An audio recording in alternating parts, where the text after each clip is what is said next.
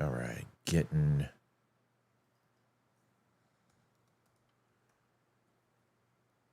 Leeroy. All right, that worked. All right, everybody, let's see. Going live on Instagram in 3, 2, 1, 0. Rumble has been a mother humper, I guess, but we're going to try to go live. Let's see if that works. And while that's cooking, looks like Rumble just went. Let's get tagged on Facebook. We don't want to forget that. Welcome to the pre-show. You guys get to see us just kind of setting up everything, making sure everything's working. Then we'll tell you what's going on with all the shows. In fact, Leeroy's going to go ahead and tell you what we're talking about tonight. Can you see that okay, buddy? Absolutely. I do need to get my glasses at some point, but I can read No, let me help you. Let me help you. Yeah. So we are talking about Clancy, cuckoos out of control. That's number one. Number two is the suicidal empathy epidemic. We have the Texas surrogate case update. Steven Crowder faces hate. Imagine that. Bomb threats in D.C. and elsewhere. And then finally, Spanberger should face charges. Spanberger. Yeah. I said spam, didn't I? That's okay. It's close enough. Spam or span? It's span. Yeah, but it should be spam. Well, yeah, it should be doucheburger. if that's such a thing. Yeah. Folks, you got glasses tonight because I have an eye infection and I just found out about it. Oh. And I've had it for like 2 years. But I wake up with a lot of morning, what mom used to call sleep. You got sleep in your eye. Did mom ever say that to you? Sleep in your eye. You got sleep in your eye. Yeah. And I was like, okay. But yeah, so my eyes, I wake up in the morning and they are literally sealed shut. And when I go in the shower, my eyelashes, every single eyelash has like little ball of mucus on it, or sleep.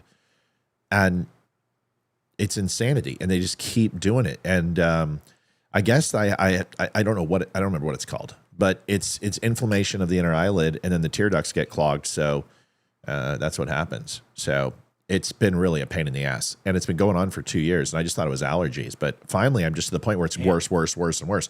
So it's an eye infection in the tear gland. So maybe that's why I never cry, Leeroy. Well, that makes me very, very sad. Boys don't cry, Leeroy. Boys don't cry. Hey, pump up your mic. Pump up your mic 2 decibels. Okay. We'll see you guys on the back half of this. We'll be right back.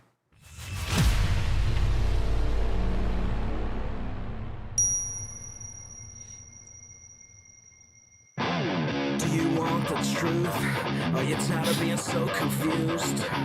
You feel like your mouth knows up than the lies on the evening news. Well, just step right in. We can talk about it all as friends. And if you want, we can hug and kiss and make up for the party ends. Agree or disagree, stop offering me. 'Cause I'm everything you want. Damn sure what you need. I won't tell no lies. Back up on the facts with truth.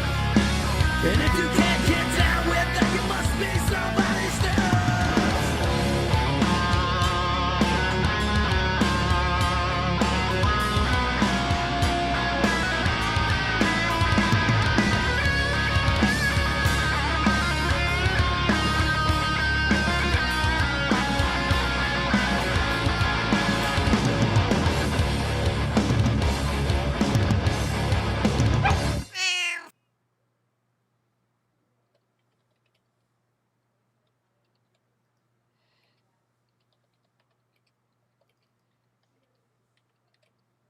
You got to remind me to relink all these files. I keep forgetting to do it.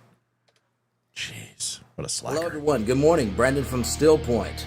Just wanted to give you guys an update on everything going on. Give a big hell yeah to Matt Spear from the Don't Unfriend Me show. The Barry Morgenstein photo shoot. There's Leeroy.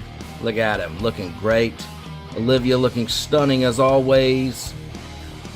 Look at there, baby. Rocking the lid. Barry has done photo shoots with kings, presidents, the Pope, rock and roll royalty, Jimi Hendrix. Come on now. It's so awesome that our music is finally catching on after all this time. And you know we're going to always keep on rocking in the free world, baby. Make sure you tune in to the Don't Unfriend Me show every weeknight at 7 p.m. EST. The new stuff is dropping on all platforms very soon. We got it uploaded now, but we're getting on those Spotify playlists. You know how you have to do that. So be on the lookout for that. Go download it. Go support Still Point, and go support the Don't Unfriend Me show. Matt, Leeroy, Olivia, Amy, we love you guys. Ethan, baby, we love you. And we will see you all soon. We're getting everything ready, and it's going to be badass. We'll see you on the stage soon. Keep on rocking in the free world.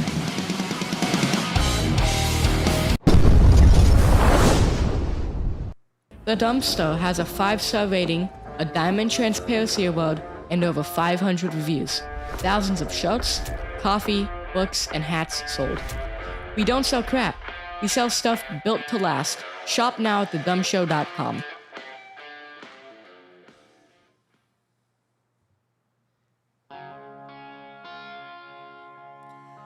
What's going on, everybody? Tomorrow night is Red Friday. Chance Shoel will be here. Amber Hilliker, The Amber May Show. Scott Lloyd on the 28th. September 4th, Damani Felder. Matt Purdy, September 7th. On September 11th, Cynthia Scott, which should be an amazing, amazing show. We had a chance to watch the documentary from Jake and Mandy, Mandy Del Rio and Jack Del Rio, or if you want to say Jack Smith and Mandy Del Rio, it doesn't matter, whatever. They're so confusing. Just share each other's names, for gosh sakes.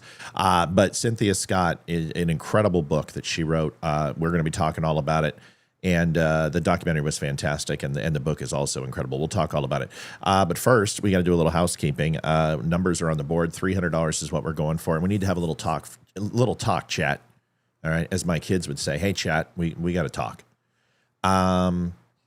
Listen, we know that times are tough. I think Leeroy understands. I understand. We're not multimillionaires. We're not, we pay the bills. We're paycheck to paycheck some weeks too. We understand. I believe this show is worth $300 a night with the amount of viewers that we have. Now, we just had a company come to me, and they just said, we'll go ahead and we want 60-second commercials. We want you to sell our protein and our creatine powder and all of this stuff. And I'm not going to name the company, but I said, well, I'm going to need to try that out first. I'm not going to, first of all, I lift weights. That's why you're coming to me. Right. You've seen, and then I sent them our demographics, and I sent them our numbers. And folks, our numbers are good. A lot of people talk, and will come on and say, this or that or this or that, but our numbers are good. And although it may not show on Facebook, across platform, they're really good. And I went ahead and I started doing the math. And I was like, I'll probably do a 60-second ad for $100. Mm-hmm. Sure, I'll just do it for $100. So I started doing the processes, and I started breaking down the numbers, and I really started. And this is important because you guys are a part of this show. You've invested in this show. You've invested in me. You've invested in Leeroy and Amy and Olivia and the whole brand. And so call this a quarterly stockholders meeting, so to speak. But if we look at the numbers and look at the overall productivity, Facebook, 425,860 followers just in the last 28 days, 17,061,000 views, 1.5 million engagements, 1,136 days and 22 hours of watch time. Damn. That's on Facebook. Instagram, 57, might as well say 58,000 followers, 1.92 million views, 1.5 million viewers, 685,000 interactions, 335,000 accounts engaged last 30 days. YouTube, 20,000 subscribers, 763,000 views, 422.6K monthly audience. 422,000.6 monthly audience over on YouTube. 10.8K watch hours, 1,000 subscribers. TikTok, 8.5 thousand followers, 257,000 video views, 16.7K likes, 9.9K comments, 2.8K shares last 7 days. Last 7 days. Rumble, 2,106 followers, 78,993 views, 5,467.79 hours viewed, 173 followers, 12 subscribers. So you can look at the engagement. And I broke this all down. I can break it down by demographic, by age group. My age groups are great except for 18 to 24. Very little 18 to 24, but I got a lot of 55 to 64, 65. You guys can see women, young men, where people are from, US, Canada, United Kingdom, Australia, South Africa, Nigeria. Folks, we are in over 72 countries. 72 countries carry the Don't Unfriend Me show and watch the Don't Unfriend Me show. Instagram, everything else. It's all right there. If anybody wants a copy of it, I'd be happy to send it to you. You guys invest in the show. So I'm sitting there and I'm breaking down the ads and I'm like, okay, this is going to help supplement some of our short nights. And maybe we can get some ad revenue in here and I'll do some stuff. So I'm like, you know what I'm going to do for a 60-second spot, a full 1 minute of me saying, hey, this product is what I use. Here are the results. Here's the before and afters. Here's everything. It's going to be $300 a spot with those numbers. You're going to see millions of people. Millions of people are going to see it. It's $300 per 60 spot. And then I went ahead and said, okay, so what if I put the product on the desk? Well, then it's an extra $150 per 60-second commercial or show. Mm-hmm. And then if you want a banner that rotates every 5 minutes, it's going to be $100 per show. So very reasonable. And I'm like, I'm on the high end. I'm shooting for the stars. This is stupid of me. So that I'm like, you know what? I need to go ahead and put this in a model. I need to go to ChatGPT. I need to have it analyze everything for me. And so I put all the numbers in. I put my proposal in, and it said, you are ripping yourself off. You should be charging $2,300 for 60-second ads. Three of them a month.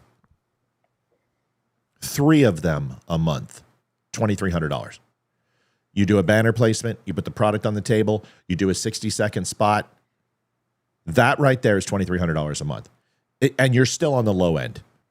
You're still making a deal. And I'm like, okay, well, you know what? I'm not going to do that. I'm going to stick with my original thing. So I reached back out to the company. I said, all right, let's have a conversation. I'm ready for business. But first, I need to try your product for 30 days before we even start. I'm willing to invest my own money, and I will start switching out my supplements that I use, my creatine, my protein, my BCAAs, all of that for you for 30 days. And then I'll let you know how it feels. And then the only other thing I need to see is I need to see your customer satisfaction. I need to make sure your shipments are on time. You guys have a 99% customer satisfaction rate. No Better Business Bureau glitches, nothing else. And the guy said, hey, I'm sorry, we can't work together. And I said, that's fine, because I know you've had 71 Better Business Bureau complaints in the last 90 days. So I won't do business with you. So what does that mean? It means a couple things. It means that we don't just, like, I'm not going to take any sponsor. I was respectful. I was businesslike. I asked the right questions, but I'm not going to put anybody on here to sacrifice the show. So in my opinion, this show is worth $300. It's worth $1 a watch. How can it not be? How can 2 hours of fair? How can it not be $1 to watch it? Go ahead. I'll tell you why that's completely fair. You get things on this show in terms of not only our interaction with the audience members, right? But we also answer questions. There's also a heavy amount of, sure, we have a bias, and I think that's pretty obvious, but it's backed up with facts. And we might make fun every now and then. We might go off the rails a little bit, sure. I think everybody needs to have a little bit of fun. But honestly, this show is very informative.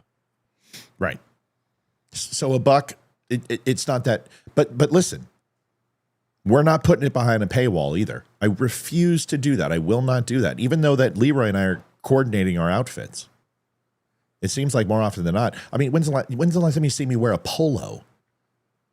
And a black polo nonetheless. It's kind of weird. But anyway. No, it's not weird. I dressed you this morning. I should know. Jeez, you undressed me first. So what we're saying is we get it. We understand. There's people here who are like, I don't have a buck to go. Yes, we understand. We get it. We understand. So please do me a favor. If you're those folks who watch the show, don't you dare leave. We don't want you to leave. We want you to stay and keep watching. Because I just wanted to show you what's happening behind the scenes, which is an incredible thing. And it may not correlate live because Facebook doesn't want live. But you remember, folks, you remember on those crazy nights when you needed information where there were 700 to 800 people in here at a time, 1,300 people here at times, that people come here because they trust it. I mean, I watch it every night because people are sick of politics and Facebook is messing with the algorithm. But when people want something, they come here. So what I need to say is that we can't miss goal. Because if we do, then I have to go and sell my soul. I've got to go with some shitty vendor who wants to put commercials on my show. And I think, is that worth me giving up $2,300 to make $300 a night? Yes, to me it is. I will make less. Leeroy will already tell you he will wait longer. I don't even need to ask him. We don't want to put that shit on our show unless it's something we care about and we believe in. And if it is, we'll do it. But I know when he gets his show, as soon as he's retired and he starts cutting video, he's not going to just go with any Tom, Dick, and Jane. He's going to make sure it's stuff he believes in. Is that fair? So I need some help. I got down last night, man. I'm $125, and we're just like, it just makes the show really, really tough. It makes it tough, and it makes it hard for us to do it. So what we're going to try to do is we're going to say we don't want those magical $300 donations in one night. Yeah. That's not what we're saying. They're there. There's people there who will always take care of us. There's people there who will always throw it that way. We're just asking that if you have, and say I watch it 5 times a week, I'm just going to say $1 an episode. I'm going to give $5 every week. I'm going to give $5. That changes the entire landscape of the show and what we can and can't do. And if we were continuing to bump it up to 400, 500, 700, that would be pretty disingenuous of us. We have told you that this is the baseline for the live show that helps us continue to produce this show and not have to go somewhere else. And what I mean by go somewhere else is it's just no longer do the live show and put out videos, right? Because that's easy money. That's easy money. And I don't want to do that. Okay. Honestly, anybody can make something that's contentious, right? Honestly, anybody can make something that's contentious, just simply for clickbait. Tim Pool does it. A lot of the guys do it, right? Yeah. I like this live format. I really do. Yeah. I think it is so much more impromptu, and the level of interaction that we give with the audience members, specifically the ones who call in, who are not afraid to call in. I love that. Anonymous donated $25. Says, "Hi, Matt and Leeroy. Come on, dummies, get this done." And listen, I was just watching Silo, and so my mind is in common mode. It's okay, but the same the thing you understand is that the same people, it really is, and Glenn said this the other night. It's the same people, 30 people who donate, and yeah. It is, and that's not fair. So what we're saying is, if you watch the show and like you watch it every night, it just takes a little to help out a lot. That's it. Okay, so we're done talking about it. You go to thedumbshow.com and donate. That's how you do it. You know how to do it. But I'll be honest with you. We want to go into overtime every night for you. That gives you an extra half hour. It's an extra 5 hours a week. It's more than that. It's 2.5 hours a week, actually. You get an extra 2.5 hours a week. It's 10 hours a month. We want to get there. But what we can't do is I can't go till 9:45 Because, folks, everyone who was texting me this morning, we were up at 6 a.m. You guys know what time I wake up. You know what time I'm working. Don Bradley, donate $15. Let's get it started. Thank you, Don. Thank you. God bless you. So I'm up at 6. Thank you for the chicken. I'm up at 6. I don't go to bed till 1 or 2 in the morning. That's every single night. Okay? Let's rock and roll. Let's rock and roll, and let's just find a way. Shit, maybe that's what's wrong with your eyes. Yeah, not enough sleep. Yeah. All right, let's rock and roll. We got business to do. All right, $40 is on the board. So there it is. There's the speech. Now you guys know where we're at. And I'll be honest with you. I'm not looking. People are like, how could you not take that deal? Because I don't believe in it. I'm not going to have my customers, my listeners and my friends go and buy something from some place that's going to screw them over. It's just not going to happen. People know with the whole Spreely thing that took place, I reimburse a lot of people for that stuff. I'm just not going to do it. Okay? So let's rock and roll. Let's make this happen. Let's not miss anymore. We can't miss goal. We can't miss goal. We need a hero every night just to step up and make it happen. All right? Let's go. All right. So Crusader from Dearborn. You've seen what's happening with Dearborn, Michigan, right? Oh, it's slowly turning into a jihadist hotbed. Yeah, it is. And there was a bunch of people. Now listen to me. I'm not a big fan of, there's a couple guys like Jake Lane and others who are, in my opinion, and I want to be very, very clear, there's a very big difference between a nationalist, a Christian nationalist, and a white Christian nationalist. Let me explain. A nationalist is a person who believes in borders, believes in the sovereignty of the United States and America first. A Christian nationalist believes that we are a nation founded under God, that our principles, our laws, and our republic is based upon Christo-Judeo-ethic or Judeo-Christian ethics, and believe in the sovereignty of this country and the defense of our borders. And then a white Christian nationalist believes that white people of white Anglo-Saxon Protestant nature are the superior race, and all other races are subjugated to their whims and must be castigated out of society in any relevance based upon the color of their property. That's the difference between a Christian nationalist, a nationalist, and a white Christian nationalist. And I don't like white Christian nationalists. I don't believe in Aryan nation. I don't like the KKK. I don't like Nazis. And they can all take a flying off of a short cliff. So some of these guys who are going there in Dearborn are simply, they're modern day KKK wearing tactical vests.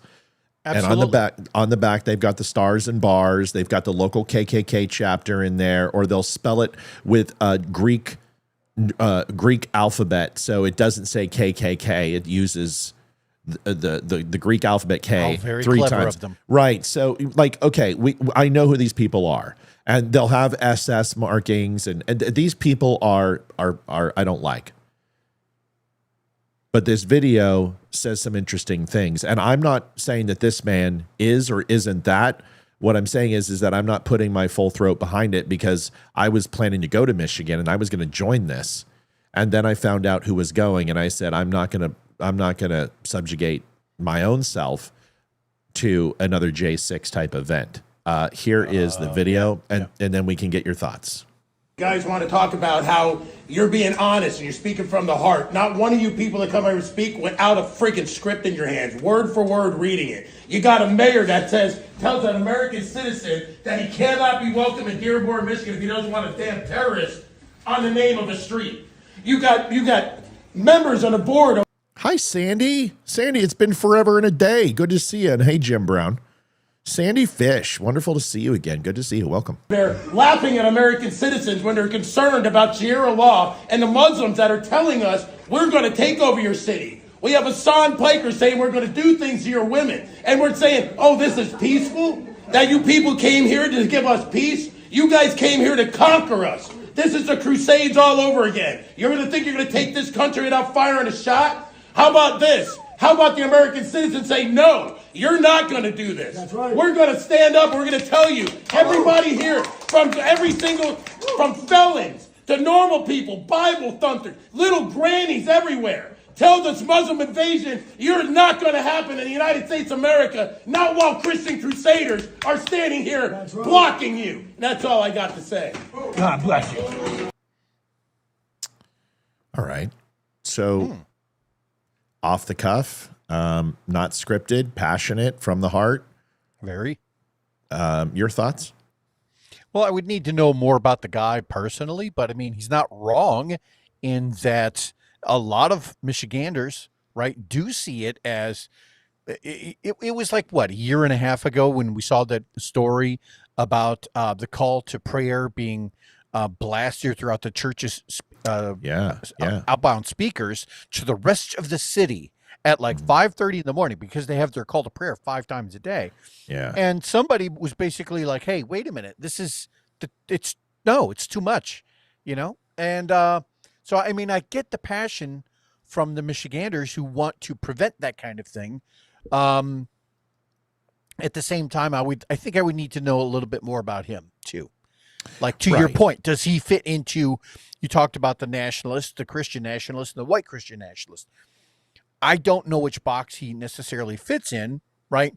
But I can wholeheartedly get behind somebody who's just trying to be a patriot and say that we're not going to be taken over by a religion, by a basically an authoritarian type religion. We're not going to do that. If that's the message, then yeah, I'm good with it. Let me ask you a question. Like, this is an interesting one, because it's kind of a conundrum wrapped in an enigma, wrapped in a riddle. Right. So say it comes down to, we're going to scrappy do against a Muslim population, a nation of Islam inside the United States that decides to start trying to confiscate territory, start establishing their own country, their own sovereignty inside of our borders. And it comes to trading rounds. Now, do I imagine that happening? No. United States government would step in long before that. But because remember, they don't like 3% militia people. You think they're going to let a bunch of Muslim radicals start setting up shop? It's not going to happen. United States government's not going to let that happen. They will step in. The state government might not. That's why Dearborn's happening. But the federal government will step in if these people start arming themselves and start, prepping for revolution or attacking the government or whatever. So you can always count on the government doing what's in its own best interest over what's necessarily right or wrong. They will always do what's in their best interest. But my thoughts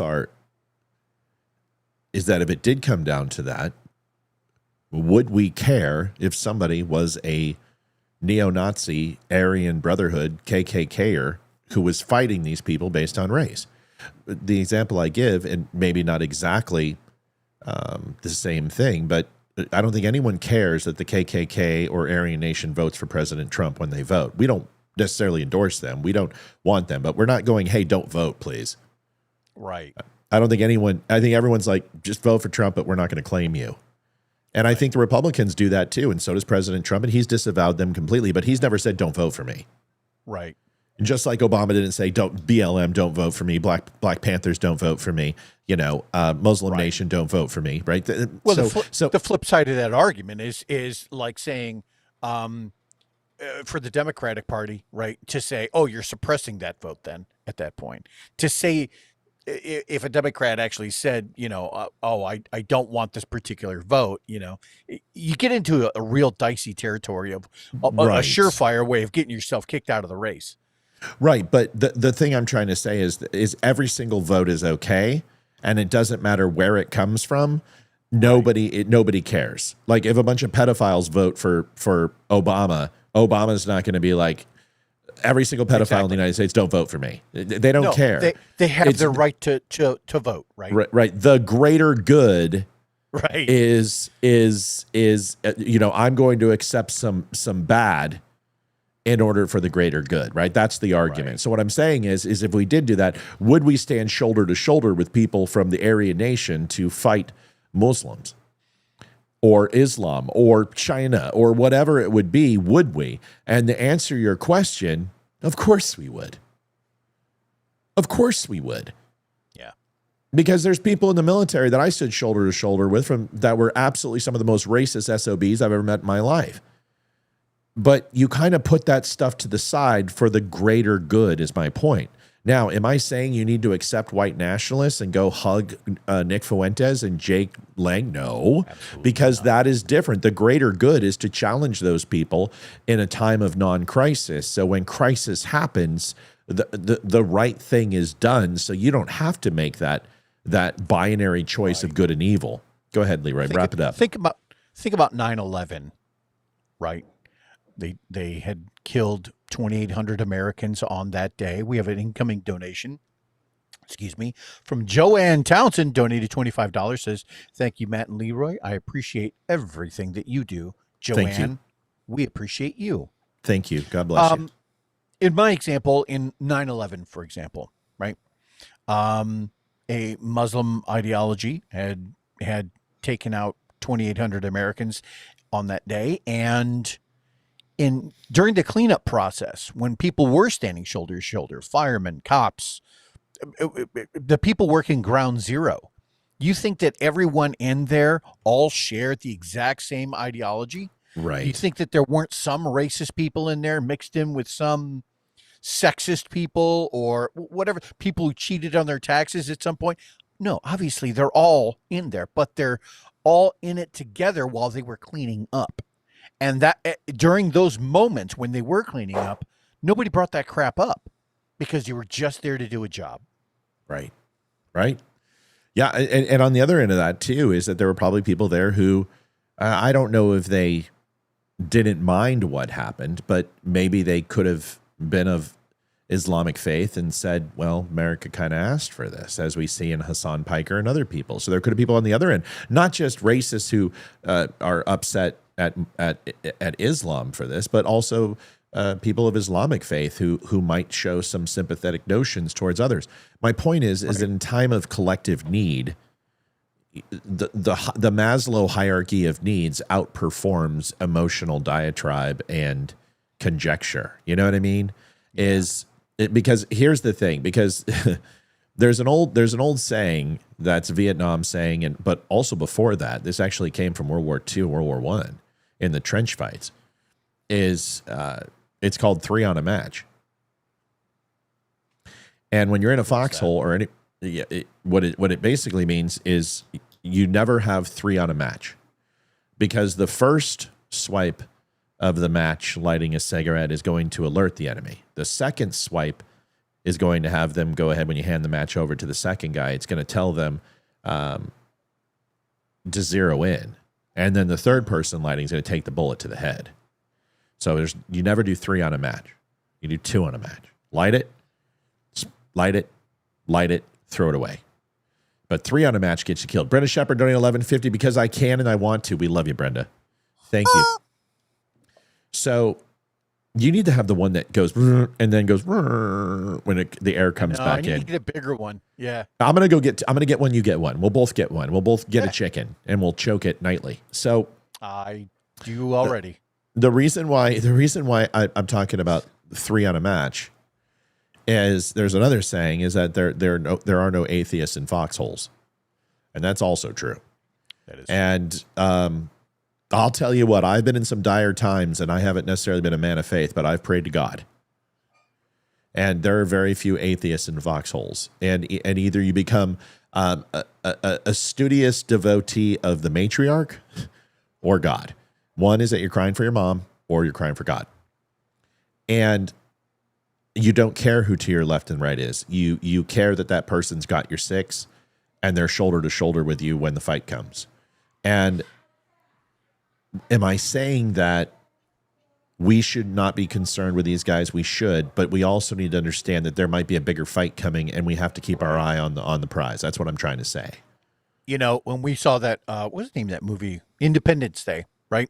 Independence Day, when everyone was able to throw all of their ideology to the side for that brief moment because it wasn't about Muslims, it wasn't about Christians, it wasn't about, socialists or whatever. It was about keeping humanity alive.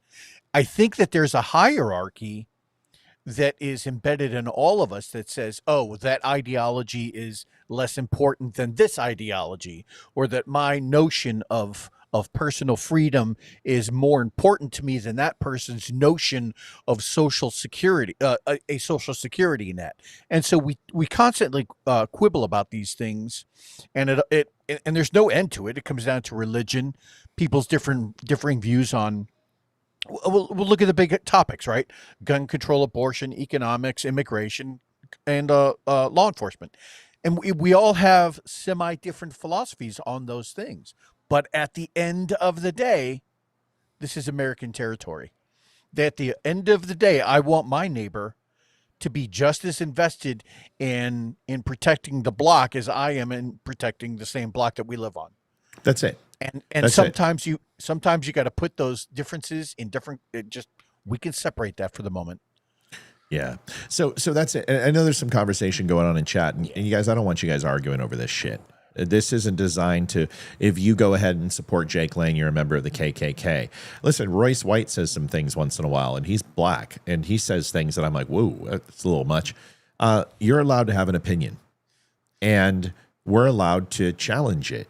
What I'm trying to say is, just because someone might rub shoulders with people who you don't agree with on every level, it doesn't mean they can't say things that are actually decent sometimes. I know that's hard for people to process, but that's the truth. That's why I listen to everybody. I don't consume everything, but I listen to everybody. Here's an example. Nick Fuentes. Leeroy doesn't like Nick Fuentes. I don't like Nick Fuentes, but I'm going to tell you what, Leeroy is going to absolutely love Nick Fuentes right here and say, holy shit, the kid's grown up a little bit. Like I told you he would. I told you the Nick Fuentes of today is going to be different than the Nick Fuentes of 35 or 40 years old. Nick Fuentes, of all of his flaws, is actually a fairly smart human being who's actually very charismatic. He's frustrating, he's annoying, and his voice drives you crazy. But I hit him a lot. I hit him when he's wrong, and he's wrong a lot of times. But he's not wrong. And I want you to listen to this. And this is a guy a year ago who said some stuff about Charlie Kirk that he shouldn't have. But this is also the guy who has been defending Israel and is not a fan of Jews. And this is a guy who's defending Charlie Kirk and wasn't necessarily a fan of Charlie Kirk. But he makes some real sense here. Listen to this, and then maybe you'll understand what I'm talking about on this. Not that you're not able to comprehend, but I think it'll just tie it into a nice bow for the people listening. Here it is. The right wing can never, ever forgive Candace Owens or Tucker Carlson for. They can never forgive them for what I'm about to say. Steve, I'm with you. Steve Christ is King over on Instagram says Nick Fuentes is a piece of shit. Yeah, my favorite thing I call him is the short gay Mexican midget. So and the low hanging fruit of the Jew hatred. I agree with you. Just listen to this, Steve. Just listen to it. And once again, these aren't the rivers of Lake Minnetonka here. Okay, this isn't the purifying waters that are going to cleanse Nick Fuentes in anybody's opinion. But just listen to this and try to leave all the other bullshit to the side. The right wing can never, ever forgive Candace Owens or Tucker Carlson for. They can never forgive them for what I'm about to say. Whatever you think about what happened on September 10th, whoever you think did it, it doesn't matter.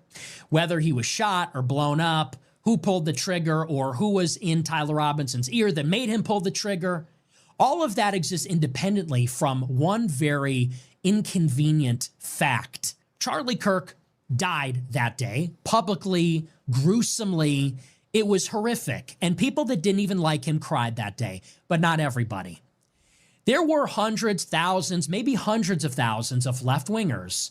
Their first reaction, seeing a young man, 31 years old, with a wife and kids, publicly executed, his neck gushing with blood in front of hundreds of college students, their first reaction was to smile and laugh, and then to celebrate, and then film themselves celebrating, because that's how wicked they are.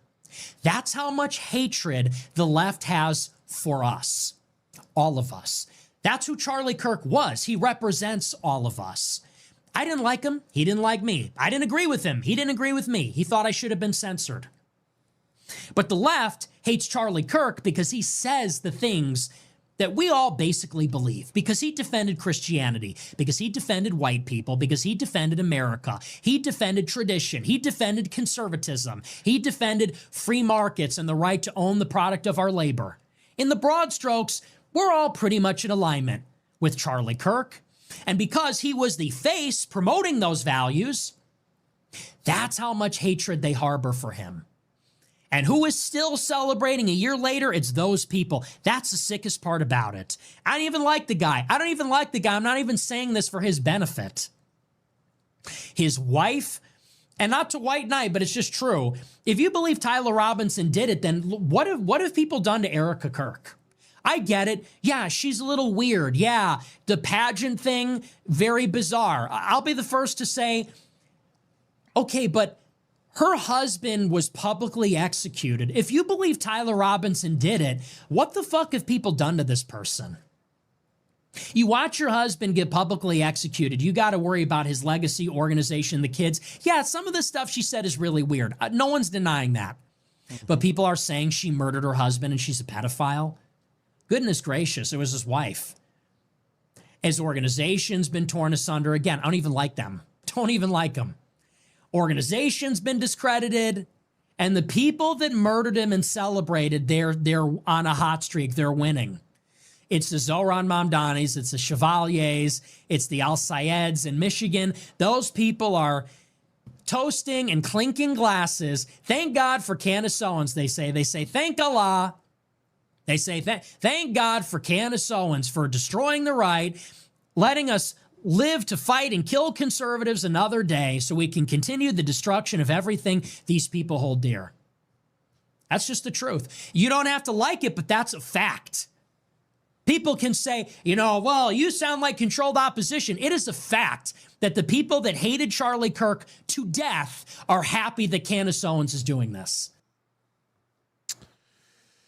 It's a pretty scathing retort to Candace Owens and Tucker Carlson, where Nick went on both of their shows. And my whole point was, why are you going to go ahead and platform this guy when you're just going to tear him down when he leaves? I don't have any empathy for Nick Fuentes. I think Nick Fuentes is a grifter. I think he changes his position whenever he can. He just happens to be right at this time. I happen to agree with pretty much everything he said. There were a couple things that I scratched my head on. But go ahead, Leeroy. His opening statement, which was that everyone was going to hate Candace Owens for what he was about to say. And I was like, no, that's not how it works. They're going to hate you for what you have to say. They're going to hate Candace for what she has to say. Oh, no. He was saying he was saying you can't hate her enough. Yeah. It's like the conservative movement can't hate Candace enough for what she's doing, because her specifically with Tucker are creating a monumental shift in the conservative movement that is actually similar to the socialist movement. And that's why this has happened. You guys, real quick, if you can't understand why this socialist movement is ticking up, Sandra Casey donated $10. Sandra, thank you, Mr. Matt and Mr. Leeroy, for all that. You need to wait 2 minutes for all of the essay. Vale,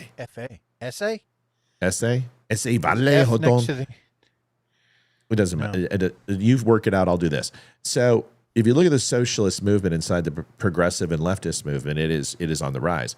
But it could not be on the rise in any way, shape, or form unless the right was going through the same thing. They would never risk an election. They would never risk an election by having this inner turmoil or fighting unless there was division and split in the Republican, which would offset it. And that's what's happening. And instead of unifying, instead of bringing conservatives together, which is the time that right now we could crush the left, we're fighting and we're spatting, and Christians are after Christians, and Jews are after Jews, and blacks and who are conservatives are after whites, and whites are after. This is ridiculous. But this turmoil is exactly what they want. And if the right stayed unified, the left would not be eating their own right now. Go ahead. I agree with what you just said. I still disagree with what Nick said, specifically at the end. And I was trying to recall what that point exactly was. Can you replay the last 10 seconds of what he said. 15 seconds. Max. The right wing can never, Just hold on. ever forgive Candace Owens or Tucker Carlson for.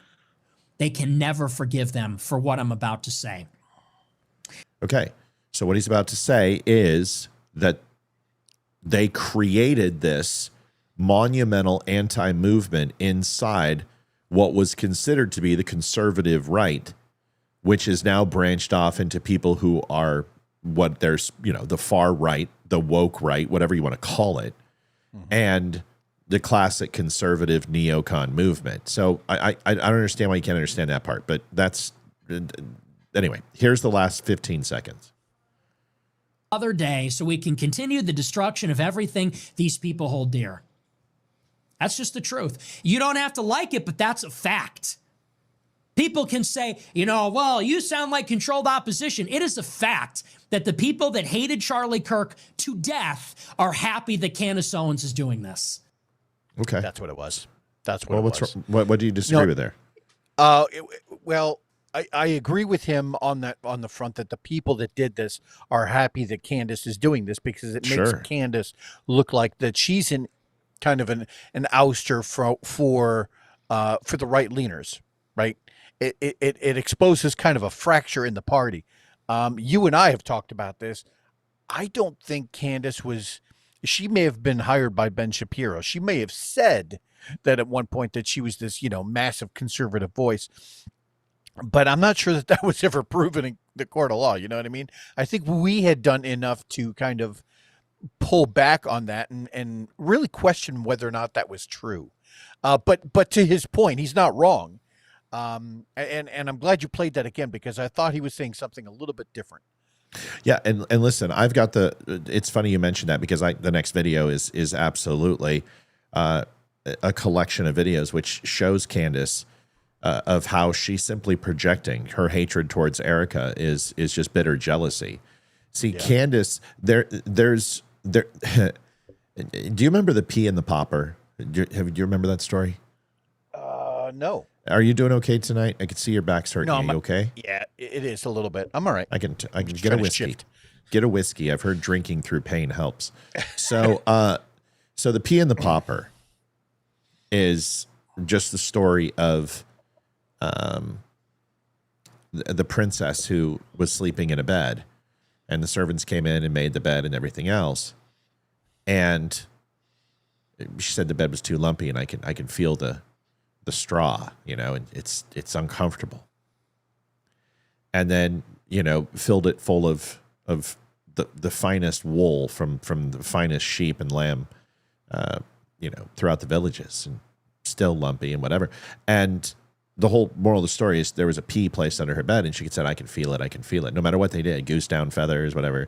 They put mattress on top of mattress on top of mattress, whatever it would be. The reason I bring up that story is I think that there are people who are going to feel that something is taking place that isn't real simply because they are looking for an excuse to act a certain way. So when I agree with. Yeah. So that's when they go after Erica Kirk and they tear her up. Candace was looking for an excuse. Like, I'm going to tell you this right now. I truly believe this with all my heart, is that Candace Owens was looking for a reason to destroy Erica Kirk anyway. But with Charlie alive and her infatuation she had for him and obsession she had for him, like, there's no doubt in my mind that there was a place in her home that probably had candles and 50,000 pictures of Candace, and her pasted over Erica and wedding photos. She's pretty sick. So my point is that she was looking for the P to make an excuse a long time ago. Mel Lowe donated $51.99. Thank you, Mel. We love you. Thank you so much, Mel. I'm going to choke my... Yep, Princess and the P or P and the Popper, whatever it is. It's all the same. It depends on where you're from. There was a real famous poem. Okay, hold on. You talk. I got to take care of my kids. Yeah. There's this real famous poem, and it ties exactly into what Matt is talking about. And it's called, For the Want of a Nail, the Shoe Was Lost. For the Want of a Shoe, the Horse Was Lost. For the Want of a Horse, the Rider Was Lost. For the want of a rider, the battle was lost. For the want of the battle, the kingdom was lost. And all for the want of a horseshoe nail. And it's exactly what Matt is talking about. It's this building of event upon event upon event that eventually takes you down a terrible conclusion. And I think that's where Michigan is somewhere in the middle of that chain right now. I don't necessarily happen to agree with everything that Nick Fuentes says, but he makes some good points in there, better than normal anyway. And it is something that Matt and I were talking about earlier, that even if we have slightly different philosophies on the right, we need to come together, and because the left absolutely sees the Republican Party as in complete fracture mode right now. And oddly enough, the Republican Party also sees that on the left. And it's a little more visible on the left because of the DSA, because of the discussions that are happening between the people, the normal Democrats of old, right? Chuck Schumer's and that kind of thing, to that broad spectrum where now you have AOC and Ilhan Omar and these more of this DSA types. So there's a lot more fracturing that's happening on the left, but they're trying to make it look like it's happening on the right. And I think that's just something that we need to point out. All right. So Leeroy, I have a dilemma okay. Check the attitude. Are we clear? You came into my world. So sit there and be quiet.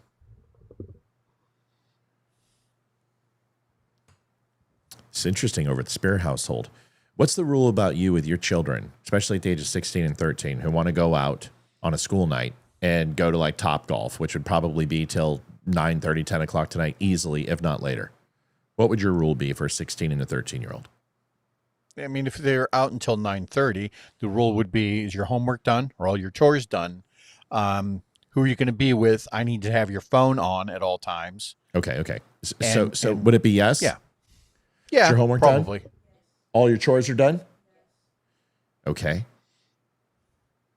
Phone on. And then of course, mom. And who the hell are you going with? Well, it's all approved. The people who going with are I love them. The thing is, the thing is that, of course, I got a text, and we're in the middle of a great conversation. I'm not going to bring this, and then they decide to come into the room, and mom was supposed to say no because that's what we've agreed upon, but mom didn't say that. She said we need to ask dad. But when Hayden and Ethan were here, they're like, we're asking. I said the answer's no, and you know it's no, and your mom told you no, and she goes. And then Livy comes in and goes, I told him no. And they both spin on it. Like, you didn't say no. You said to go ask dad. So I've got 3 kids here. 1 who can't say no. 2 that don't understand the rules. Is your homework done? Yes. Every chore is done. Yes. The dog is fed. The house is perfect. Everything's beautiful. Yes. What? Check both their bedrooms. Make sure they're spotless. Check the bathrooms. If there is one thing out of order, you're not going. Get out of my sight. 9:30 and a minute. Yeah, 9:30 and a minute later, you're grounded for a week. 10 o'clock because it's a half hour away. You look at me. This much. You understand? Get out of my face. I love kids. Me too. I'm not mad in the slightest. They know, but they also know not to do that, right? I mean, I don't care about the show, but they know. They know the answer is no. But you know what? Yeah. They're good kids. They're very well behaved.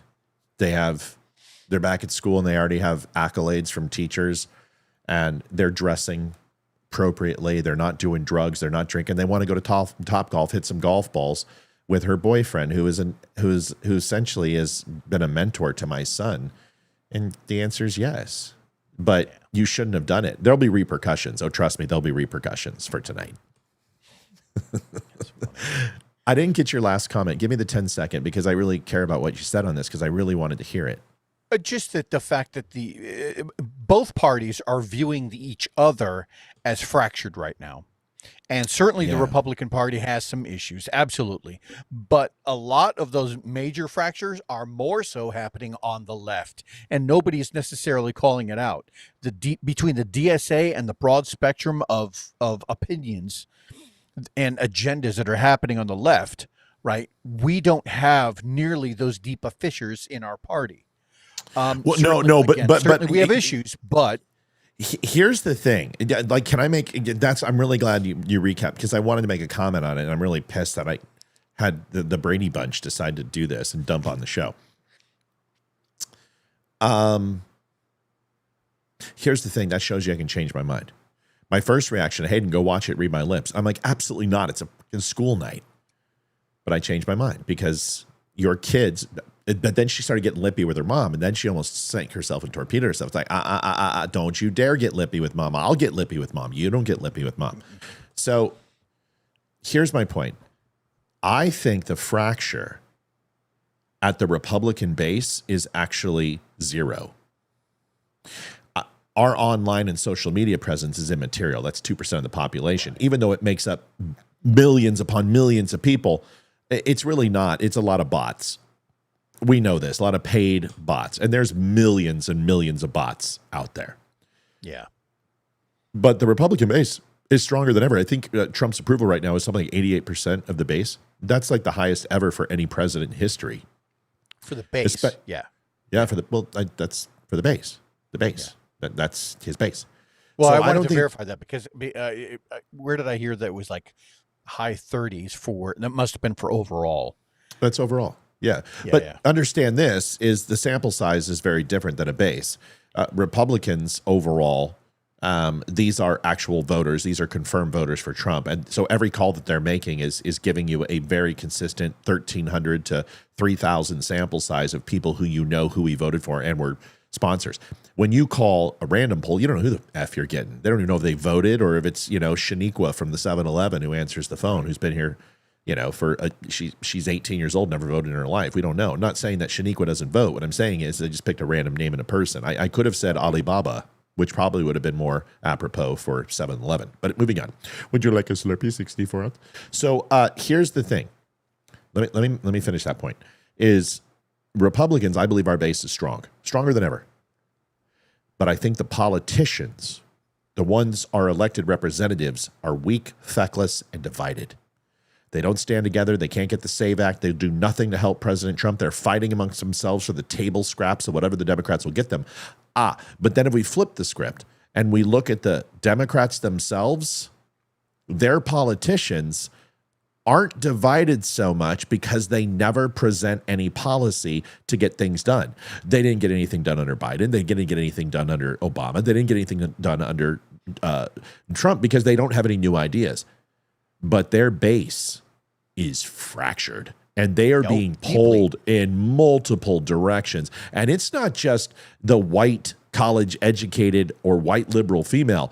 Blacks are pushing against them and saying, we don't want socialism. Hispanics are saying, man, woman, Christianity, we don't believe in dicks with chicks. So all of these type of things, they're seeing this massive coalition just destroy itself and eat itself because they're moving away. Like I told you remember, Jesse Waters took credit for this tonight and said, I called it months ago that the left was going to go back to family values and repudiate this left progressivism when the general happened. I'm like, dude, I've been saying that for how long? I told everybody the left is going to flip the script. They're going to go to family values.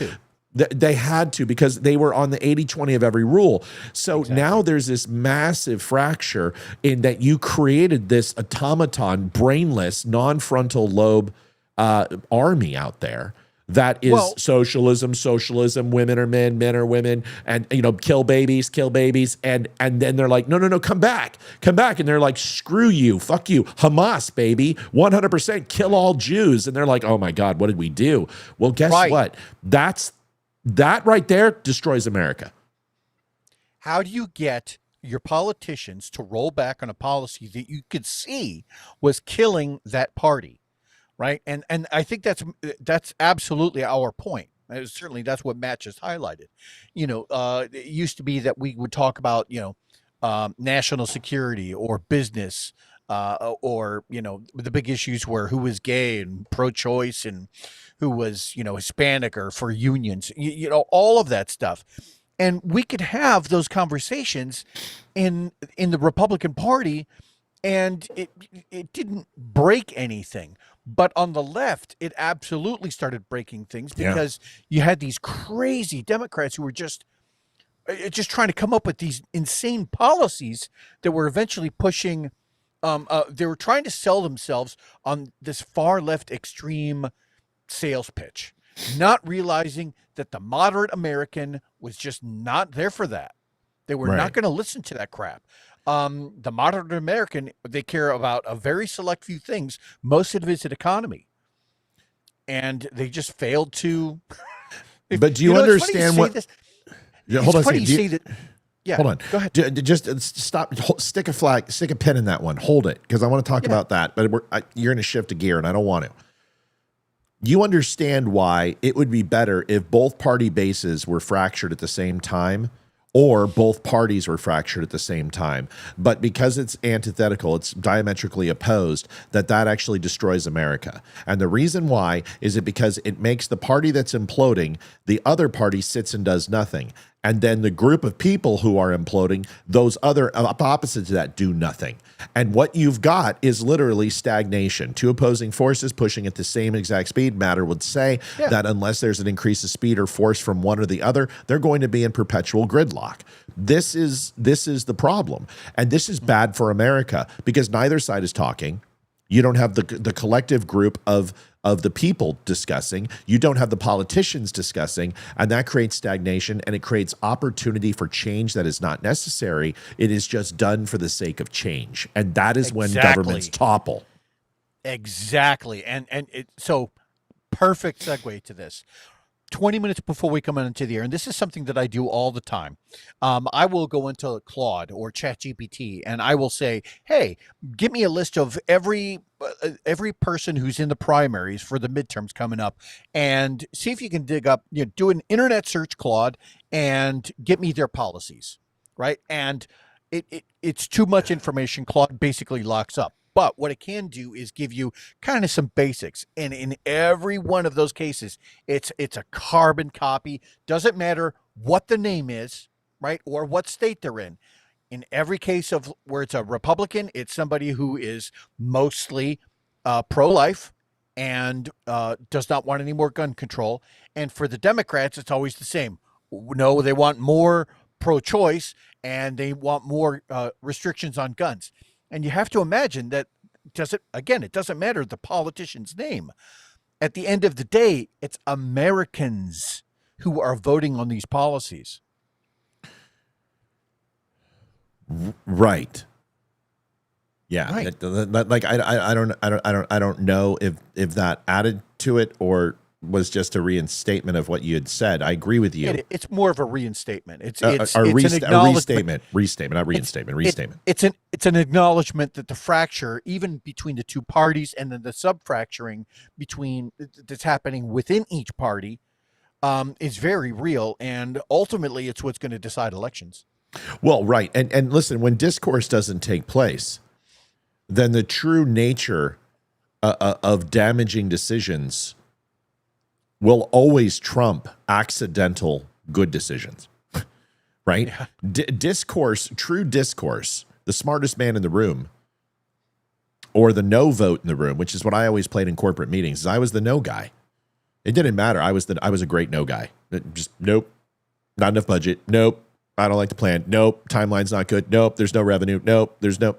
And if you don't have that no man, literally to do 1,000 no's for every yeses, that means it's going to be 1,000 yeses for every no. Because ultimately, without discourse, bad decisions and good and accidental good decisions are the result. You're the reason that phrase, a good plan today is better than a perfect plan tomorrow. You're the reason for that phrase to begin with.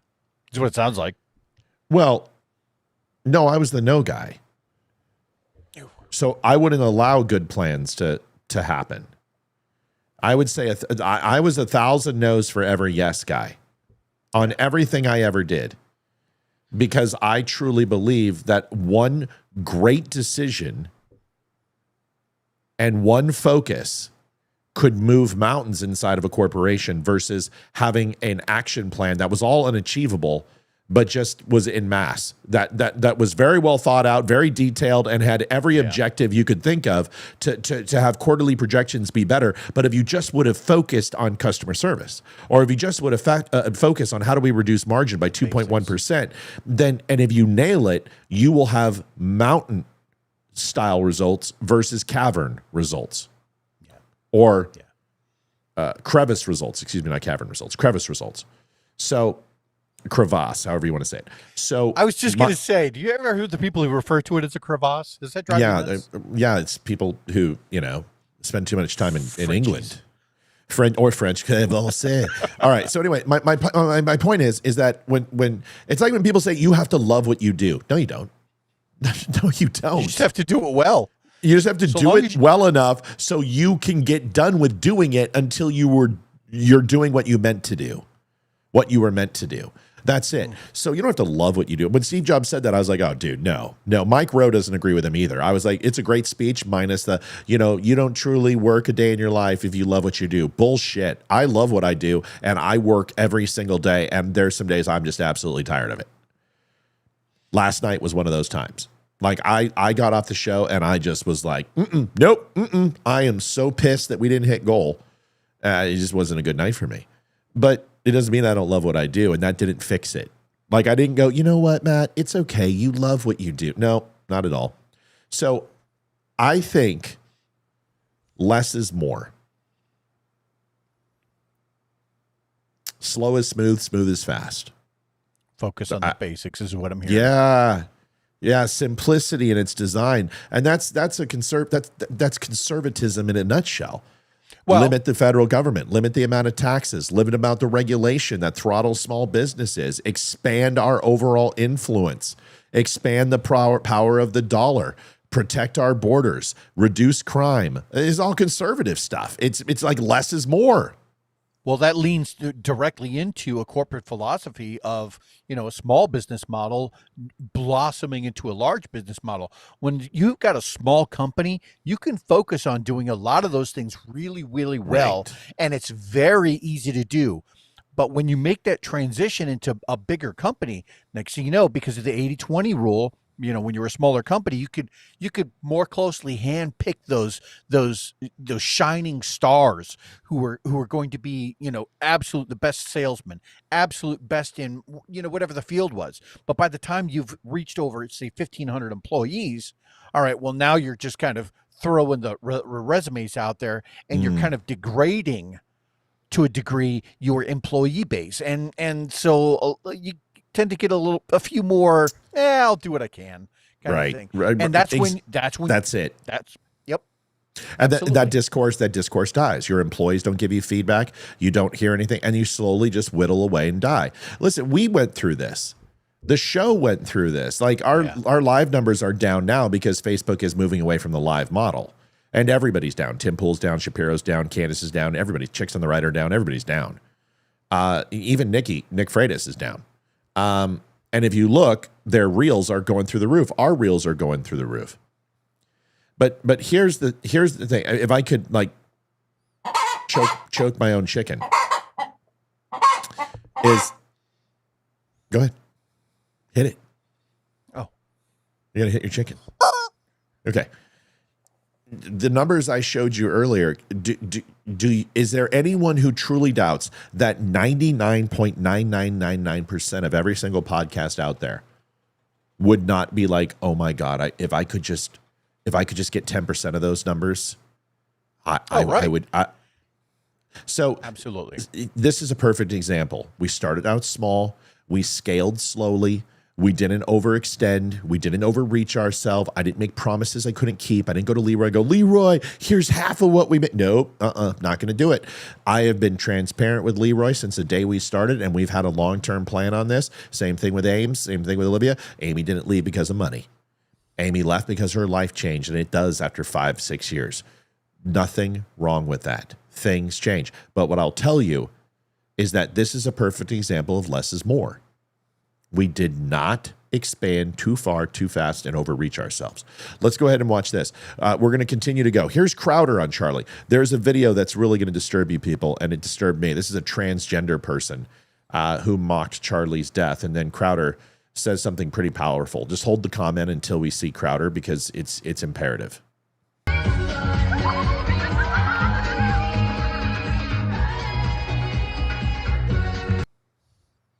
So it's a transgender person with blood all over their hands, with a hole in their neck and blood down their shirt and mouth, and they're dressed up like Charlie Kirk. And this is typical. Like, this stuff doesn't even bother me anymore. After they severed Trump's head and stabbed him in a New York theater play, and Snoop Dogg put a bullet in his head, I just was like, okay, you know what? These people, they're just doing it.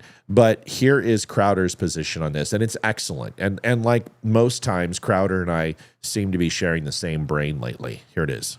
Charlie Kirk, put yourself back in the moment. Just allow, for the sake of argument, just for a moment, let's just assume that Candace in the debate, no matter how you think or feel about optics, tone, just assume for a second that Candace willingly admitted she has no evidence of anyone other than Tyler Robinson killing Charlie Kirk. Just assume that for the sake of argument. Put yourself back during that day. That day, what happened, what you thought, how you felt. Was it, let's destroy the conservative movement and the Republican Party? Nope. Was it, there's no difference between the right and the left, let's just hand it over? Nope. Or was it, we knew this was going to happen. Yep, let's We've unify. seen the violence across the country from the left against the nameless, also blameless. We've been seeing it for years, and now they've done it in plain view. Now they've done it in plain. Yep, no surprise that someone who is radicalized by the left, LGBTQ, AIP, Antifa, all of that, none of us are surprised that it came to this, and what a tragedy. And this is a moment where we can correct course and go, okay, all right, no more of that. Is that how you thought? Or did you think, you know what, a few months from now, I'm not going to care that this snuff film becomes a leftist clout-chasing exercise and a drag show. You know what, a couple of months from now, I'm not going to care about any of this so long as people make Israel the center of all of their issues. I don't care about any of this. You know what, a few months from now, this thing that's happened right with Charlie, you know what? This has inspired me to impeach Donald Trump. Put yourself back there, marry it with the undeniable statistical wake-up call of the primaries that you've been seeing, and ask yourself what the path forward is. And I will tell you, even to those who've been awful, open door here where we will have a conversation in good faith. All right, I want to get your thoughts on that. Go ahead, Leeroy. Well, I think what Crowder does very well is he makes this impassioned case that is very logical. For me, it was a little hard. He makes some good points, right? The left tends to jump from point to point to point without any logical flow, right? Basically, if because Charlie Kirk got shot, then I'm all for Donald Trump getting impeached. Like, I need more to connect those dots. And I understand Stephen's point is that it's a slippery slope, right? If Charlie Kirk's murder, right, opened the door for the left to just start throwing as much shit at the wall to see how much of it would stick on the Republican side to further tear down the party, then it was an excellent point. But sometimes Stephen is a little hard to follow like that. I love the guy, though. Do you believe that Tucker Carlson, the Hodge twins, Candace Owens, Dave Smith, Piers Morgan, trying to think who else has jumped. Steve Bannon, that every single one of them literally changed their entire stance and belief structure of being pro-Trump, pro-Israel, pro-conservative to anti-Jew, anti-conservative, pro-Muslim, and anti-Trump. including Marjorie Taylor Greene, including Thomas Massey, including Nancy Grace, including all of the people I mentioned. Do you believe that? I think that, to your point, far, I don't know about all of them because I don't follow all of those people, but certainly a large portion of them have fallen into that later example that you had cited, where now all of a sudden they're anti-Israel, anti-Jew, pro-conspiracy theory, anything that we can do to help break up segments of the Republican Party. I could see a lot of that effect happening. Yes. Yeah, I don't think that answers my question. Do you believe that Steve Bannon, Candace Owens, Tucker Carlson, the Hodge twins, Megyn Kelly, Marjorie Taylor Greene, Thomas Massey, Nancy Grace, that these people in less than a year and a half abandoned Trump, are pro-Muslim, anti-Jew, anti-conservative, and are calling for a more aggressive right that essentially is America first only America, nothing else, no conflicts, no world police, remove all bases overseas, become a nationalist nation, Christian nationalist nation. All of that has changed. Every single one of those people were pro-Israel, kiss the wall, Muslims are bad, Iran is a danger. And now they've all changed their stance. And no, they're diametric. It is a 180 degree. It's actually not even on the same parallel. They have moved from a 360 and they have went vertical 40,000 feet, and they have turned 180. This isn't even on the same plane of existence. They're on a planar that doesn't exist. It's an ethereal plane. It doesn't even exist. You have to basically sacrifice a chicken to expose yourself to the denizen. I mean, I completely agree with that. Then what? Okay, so you believe it just naturally happened, that this isn't a coordinated, funded event where somebody paid these people to literally shift their positions all at the same time? Well, Leeroy. I mean, it makes sense that there's some level of central planning in order to make all of that happen, but I don't know that for sure. But it is certainly suspicious. But okay, so if Iran is spinning centrifuges, they're irradiating material. Yes. As an intelligence analyst, you know this. You don't need to see them do it. You know that their heat blooms are firing off in their reactors and they're spinning centrifuges. They're buying copper off the market. They're having celluloid containers that are basically, the size of ovens. You can put two and two together that they're building. And if somebody asks you, based upon the intelligence that you have, can you make a projected probability that they're spinning centrifuges? And with the evidence that we have, I would say it's 99.8% probable. So you can do that. You have all major podcasters, some of the most influential podcasters. Joe Rogan flirted with it. Even Benny flirted with it for a little bit of time 6 months ago, and they both stopped. Why? So you have enough circumstantial evidence to go ahead and make a conclusion. And I guess what I'm asking and pushing you on is what do you deduce from people at the exact same time, all switching their position, who are all kind of networked together? Right. What do you think it is? Similar to what we saw on the other show two shows ago, with four different, younger people who were all paid to basically recite the exact same script. Right. And this is the same thing. My problem with that, Matt, and it's not your problem, it's my problem. I don't watch enough of them to have connected those dots. Sure, I see what you're saying. Okay, yeah, I get it now. So it's a lack of circumstantial evidence or intelligence or to disseminate a proper conclusion. So what you're saying is there's too many gaps in my conclusion. My conclusion. I see that. Okay, so based on our friendship, you just trust what I'm saying. Yeah. Oh, okay, you should. But it really, I mean, because you've seen the video of me showing Steve Bannon literally going to Israel and kissing the wall, and now he's like anti-Netanyahu, anti-Jew. Why? Yeah. I mean, that's what we need to ask ourselves the question. Why? Because you were absolutely, for 2015, okay with the Jews going in and crushing Hamas, because they did it in 2015. Right.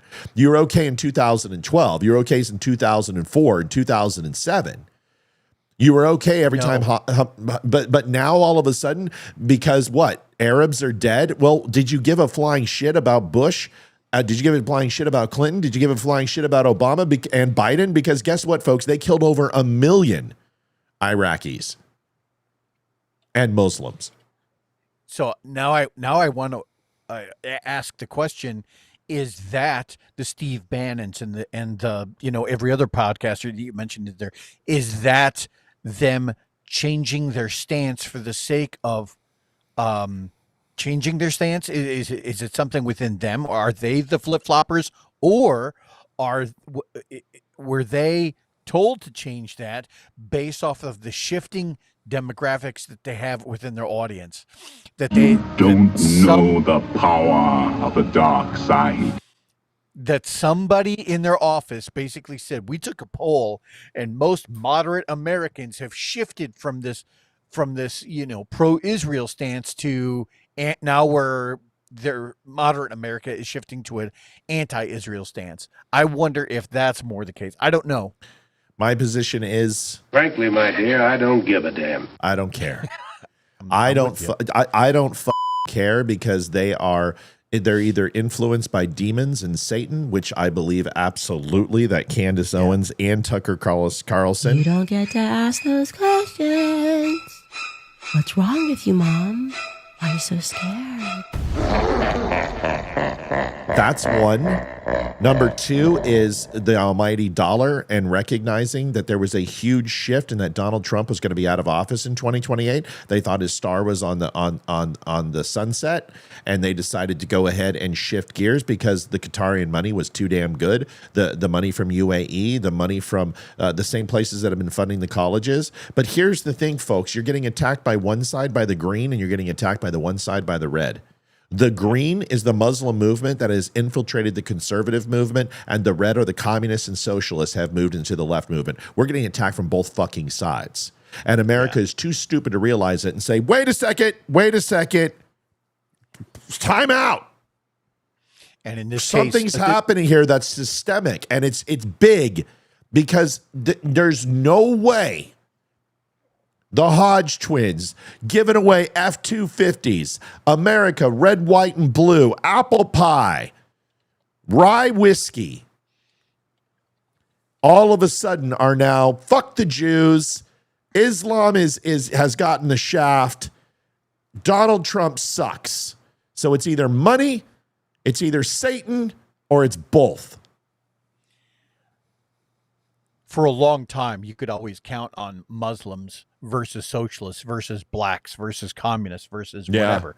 There was all of these subgroups that were basically all rivaling gang members, right?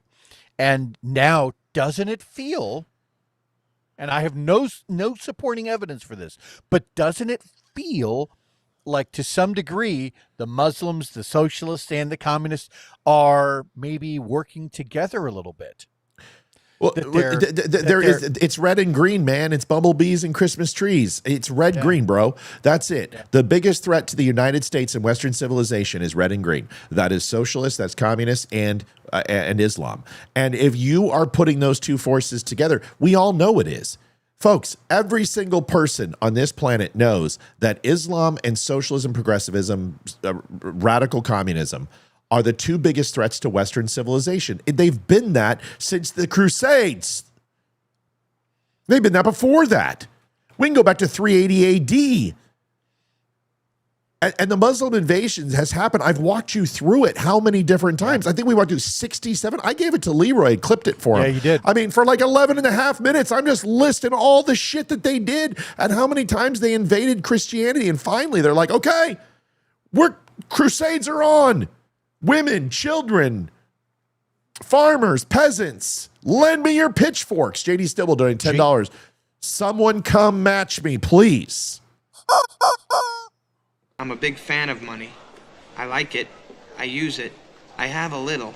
I keep it in a jar on top of my refrigerator. I'd like to put more in that jar. That's where you come in. So you've got all of that. You know what it has been. It's been for 3,000 years. You know the biggest threat. And if you think that socialism, the theory of socialism, wasn't in the days of biblical times, you need to read the Bible. And not only that, you need to read and look at the Catholic Church versus science. You need to pick up the book that I've recommended to you multiple times, which is The Woke Mind Viruses. But you can go back to 386 and you can see philosophies of socialism. It's not a new idea. These have been the threat to Western civilization, because what is Western civilization? There's two distinct things that we possess as this country. One is that we absolutely are built on peace and love through Christianity. And the second thing is that by all else, individual rights are paramount above everything. Those two philosophies are diametrically opposed to socialism and Islam. I mean, it's right there. It's the yin and yang. The lines of delineation are cut. There's no sinew here. They are directly antithetical. What is the opposite of peace and love? Well, hatred and violence. What is the opposite of individual rights? Collectivism and progressivism. I mean, how is this fucking hard? Of course, these are the two biggest threats to Western civilization. It's what was a threat to Europe. It was what was a threat to North Africa and the other Islam states that were all Christian. Oh, but understand, there were tribal nomads there before. It doesn't fucking matter. The Christians populated those states, and the Arabs moved in, overwhelmed the population by birth and murder. That's what happened. It happened in Egypt. It happened in Syria. It happened in Lebanon. It happened in Iran. It happened in Iraq. It happened in Israel, for God's sakes, when the Romans came in. Just the stupidity of people not recognizing that this is a coordinated effort, that they couldn't get to us through socialism. They couldn't get to us through communism, but they could get through our anti-Semitic tropes of hating the Jews. People hated the Jews, and they knew it. That's why I told you on October 8th, two things are going to happen. Israel is going to flatten Hamas. They're going to give them 30 days. They're going to put Willie Pete up there. They're going to warn them. They're going to tell them, get the fuck out. They're going to pamphlet. They're going to flyer it. And then they're going to level it. Man, woman, and child, dead. They don't care. Anyone left is a threat. That's what they did. And the second thing I told you they were going to do is everyone was going to let their mask slips, and you were going to find out what the world really thought about Jews. Here it is. And the opposite of the Jews and what they stand for. Hey, Bobby Richardson donated $20. Hi, we love you. So that is what Israel stands for. So what is it? Let's put out anti-Jew hate. Let's go ahead and have Islamic donors come in to Candace, to Tucker, to Steve Bannon. Let's go ahead and fund money to Stu Peters and Nick Fuentes, and let's push these giant social media campaigns that are anti-Jew and pro-Israel, and just literally inundate social media with millions of pro-Islam, pro-Arab bots. And let's attack anyone for taking $7,000 if they say anything positive about the Jews. Let's tear them apart from the inside. Let's destroy conservatives. Let's destroy the Democrat liberals by having a red and green attack. And if you can't see that that's what's happening, then I can't freaking help you. I cannot help you. This is what I think of you. You make me happy. Leeroy, put a button on that because I'm fired up. I can tell that was protracted.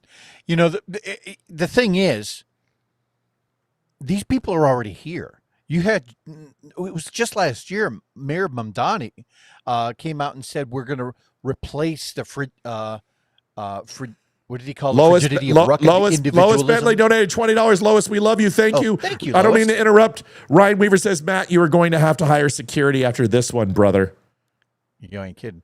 And then Janet says, lots of laughs, Ryan. He is the security. Thank you so much. That's a nice thing to say. Go ahead. That's just cute. Mayor Mamdani said that he was going to replace the frigidity of rugged individualism with the warmth of collectivism. And these are major politicians already trying to spread that messaging. This isn't something where they're trying to hide it anymore. Look at what's happening in a lot of these deep, deep blue cities. Look at what's happening in Dearborn. And when we start talking about like giving these people voices, I just went and took a look at it. Tucker Carlson had talked about Mamdani plenty of times. And it wasn't always negative. Yeah. Yeah. Well, no, we know this. Well, that's my point. Is it he owns a home in Qatar. Right. And so you have this dynamic where Tucker was, certainly because he was on Fox and certainly because he had a right-leaning audience for a long time, you know, he amassed a certain number of followers, now basically saying, oh, Mamdani's not so bad. And you're like, right. What?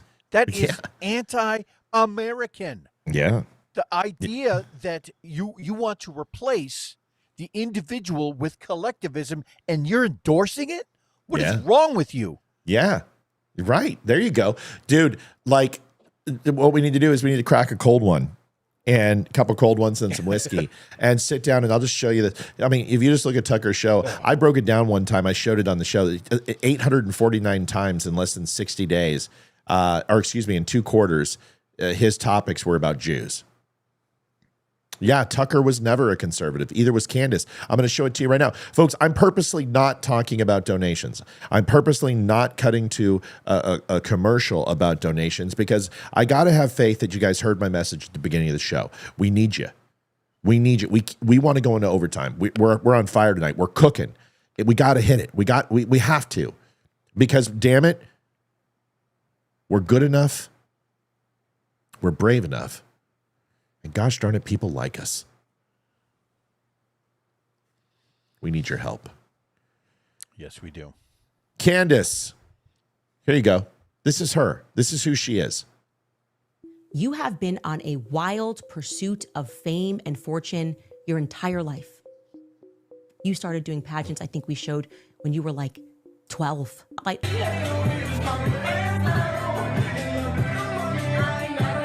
I have never seen such glee and such happiness. 150,000 of you guys were watching. Let's find out where we are, where we're not. The system just sort of crashed.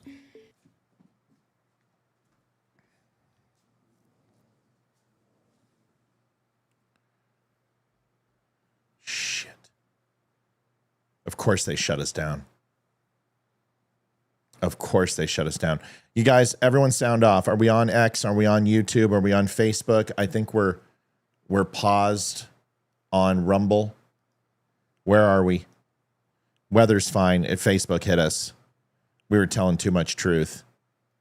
Folks, this is why we got to donate to the show. You got to help the show because they won't let us grow. They won't let us grow. They won't let us they won't let us do it. Liv, is it Rumble that's down?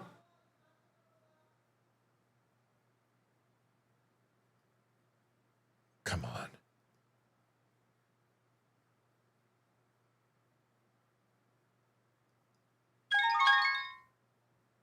Numbers were going through the roof. Our numbers were just firing off, dude. And then we just got shut down. What the fuck is wrong with Facebook? We just got shut down. We were crushing it. Just like numbers we were up to like 120. I saw it 110, 111, 127, 130. Gone. Assholes. And all it does is it just kicks us out and people go, well, I'm just going to leave. Right. Wait, I can't hear you, Liv. Okay, tell Rumble that we're going to have to move to a new channel. I'm ending stream right now and tell them all to come back. Go tell them, sweetie. Oh, well, it's too late now. Okay, so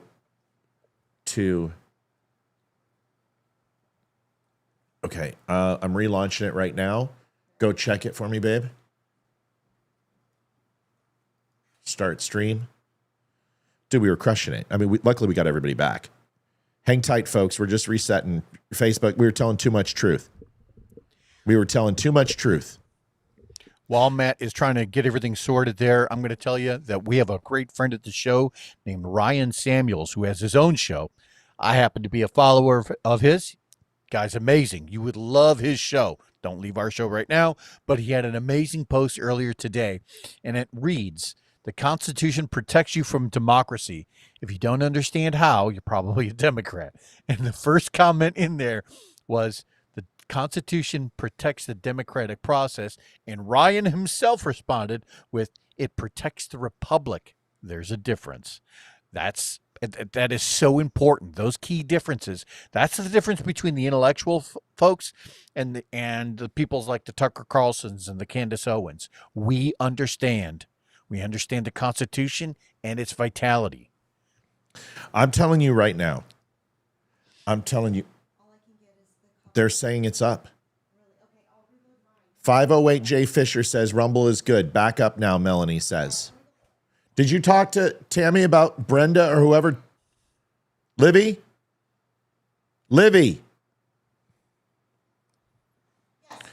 Who was the person texting us about money? Oh. Brenda, thank you for donating to us. We love you. Yep. Listen, here's what it was. I'm not a conspiracy theorist. Never been a conspiracy theorist my whole life. I mean, I'm a JFK assassination fan, but I don't espouse conspiracy theory. It's not what I do. But if you believe that a quarter of the largest influencers in the conservative movement systematically, universally, all on the same time turned on Trump, and that was not a coordinated effort based on advertising dollars, I don't see how you can function as a human being and be ambulatory. I just don't. Because you have to understand everything you see. The legacy media was replaced by us. The people who had shows like this. Got a big donation coming in, $5. Thank you. Brian Moody donated $5. That helps, Brian. That puts us at 193. We're getting closer. Folks, we're almost there. Thank you, Brian. Last night, we missed it by $200. So not only do we have to hit 300, but somehow make it up. We need your help. Here's the thing with Candace. Can I finish my thought? My thought on this? Sorry. Yeah. So Patricia Good, $10.80. Thank you, Patricia. God bless you. Hit it. All right, so we're getting there. 204. We're $96 away. Would love to try to make up some from last night. Let's go. We got to hit it by 9 o'clock for extra time. So the thing I'm trying to say is you've seen a shift in people's demeanor. Sean Ryan. Did anyone, okay, just ask yourself the question. Did you think Sean Ryan would be pro Candace in any way, shape, or form? No. Did you think Rob O'Neill, supposedly who shot Osama bin Laden, would flip scripts? No. Fox News, pro-Republican, loves Trump? No. There is a systematic switch that's taking place here. And it's intentional. Because I just explained to you what happens when both party fractures, but at different levels. Like it would be, if the base was fractured on both, that's fine. Citizens are fractured, fine. Both government entities are fractured, that's fine. But when you have opposites, the base of Democrats are absolutely 100% imploding, and Republican politicians are imploding, and then vice versa, that the base is good on Republican side, and it's completely just, they don't give a shit on Democrats just watching it burn. You don't get discourse. You don't get problem solving. You get change based upon change itself and nothing else. Darby Carlton, all right, Darby, 254.29 comes in with $50. Thank you, Darby. Thank you, Darby. No, Sean Ryan was not on his way out to Mars before he went pro Candace. He just allowed people who were off their rocker to talk. Honestly, he was a little bit like a Joe Rogan within that respect. Yeah. All he would do is just ask questions, and he was really good at it. If he would have just stuck to that type of script, I think he'd have gone, even further. Yeah. But instead, he took this detour where he started like giving more of his own opinion and feeding into the conspiracy theory crap. Once Dan Crenshaw hit him, and Dan was super pro-Israel, and he was, Sean took a different stance. It's amazing how you allow other people to dictate who you are. You know what I mean? And I'm not going to listen. I don't disparage anyone except for Candace Owens. Like, I question her content. I question her character. I question her as a Catholic. I question her as a human being. I think she is a demon. Cheryl Brandis donated $5. Thank you, Cheryl. God bless. Here's a little something to help. That, guys, that's all we're talking about. These are the things. But we're being censored. You guys, I can show you my internet. It's in beta test. Nobody has this freaking modem. I got the fastest freaking stuff. I'll run a test and show you. It doesn't collapse. This is purposeful. It's intentional. Go ahead, Leeroy. If you think about what Candace Owens has been preaching ever since Charlie Kirk got assassinated, right? All of these conspiracy theories. I want you to follow with me on this, because her shows don't just stick to one conspiracy theory. They will jump around, and she will talk about how it's Turning Point USA that did it. Turning Point itself, like insiders from Turning Point. She calls them the murderous coup. There's foreign government involvement. All of a sudden now it's not just TPUSA. Now you've got all these other governments who are somehow got in bed with TPUSA to assassinate Charlie Kirk. Oh, but that wasn't enough. Now it's Erica Kirk. Now it's not joking. At one point she references the U.S. Treasury that somehow got involved to murder Charlie Kirk. At what point do you just step back and go, wait a minute, lady, what are you trying to sell? Which one is it? Pick one. You have to pick a lane. Pick one. Pick a lane. Deborah Paris says $10 is even. I need a chicken honk, Leeroy. Yeah, Deborah Paris, do one more for France. Viva la revolution. Outstanding. Yes, Music Mama 27 from Instagram. It's good to see you over there. Everything is a conspiracy. Folks, if you're on Rumble, you need to leave the 20 August 26 show and go to the 2.20 August 26 show. I'll be right That's back. live. I need to get a drink. Yeah, go ahead. It's really, I'm sorry about that. Please go take a look. Flip that over and just go over to that new show. Here is the Candace video we were playing. Watch this. This will expose of who she is and how she's projecting against Erica simply because she didn't have Charlie. You have been on a wild pursuit of fame and fortune your entire life. You started doing pageants, I think we showed, when you were like 12. Okay? 6th grade, maybe? And you have not stopped wanting to be in the spotlight.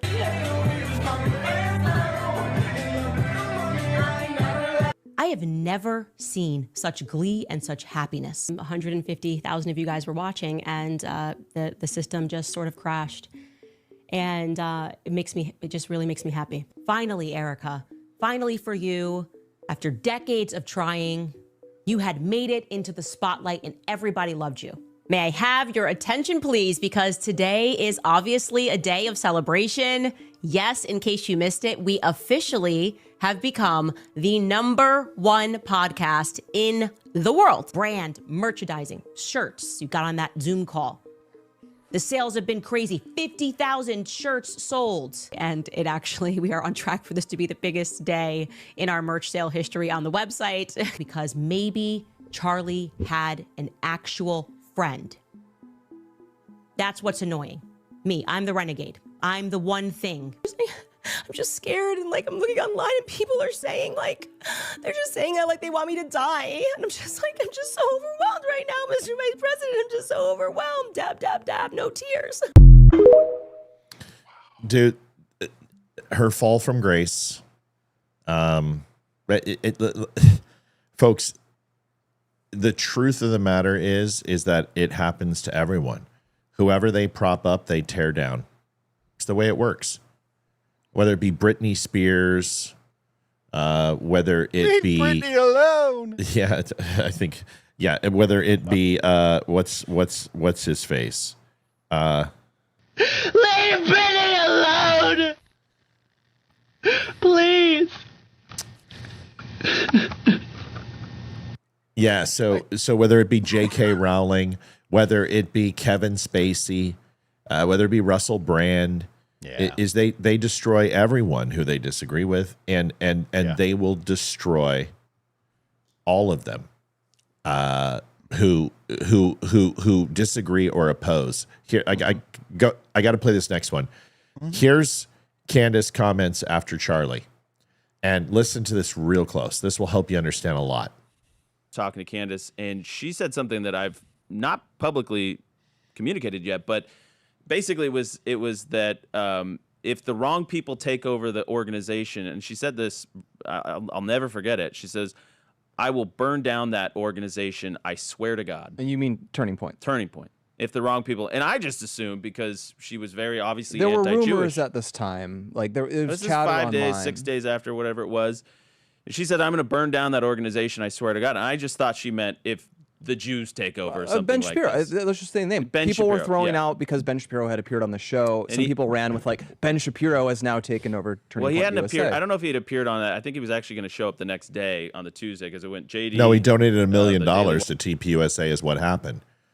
And he tried to help TPUSA through the financially, which is good because the moment that Charlie died, you lose sponsors. But they also knew what happened with Charlie's, one of his vendors and one of his sponsors. So news travels fast. And Ben Shapiro and the Daily Wire putting in $1 million. Let me explain something to you folks. If Damani lost his home, you're damn right that I would clear my savings out with a check to him. If Leeroy got sick and couldn't work anymore, you're damn right I'm going to clear out my savings and give him a check. It does not matter. Ben and Charlie may not have loved each other, but Ben Shapiro understands what a devastating loss that was. Okay, here's the rest. All right, guys. Glenn Beck, Megyn Kelly, Tucker Carlson. That first week. I don't think that you even know what you just said there and how much of a bombshell that is. Can you repeat that again? Yeah. Did you just say that Candace Owens told you that if the wrong people take over TPUSA, she's going to burn it to the ground? She said it to everybody. Yeah, like 5 or 6 days after Charlie was killed. And then what did you say? And I and how did said, she I reply? told her because I knew that Charlie had told me multiple times, and I'll say 2, maybe 3 times I'd heard it. Then I was at Aspen when he repeated and I'd it. said it was a miasma. This would come up in conversation, and everyone would say We all just knew if something happened to Charlie that Erica would take over, but we didn't think that hard about it because we just kind of assumed Charlie was going to be with us for the next 56 years. But at that point, I told her before it was public information, Erica, I think, is going to take over. And, she's very conservative. She's Christian. This is what Charlie wanted. The board was informed about this when Charlie was alive. Like, this is what's going to happen. Like, you don't have to go there. I remember because, like, a chill went down my spine. And I said, well, don't say that, Candace. Like, Erica's going to take over. And you kind of heard her react like, oh, okay.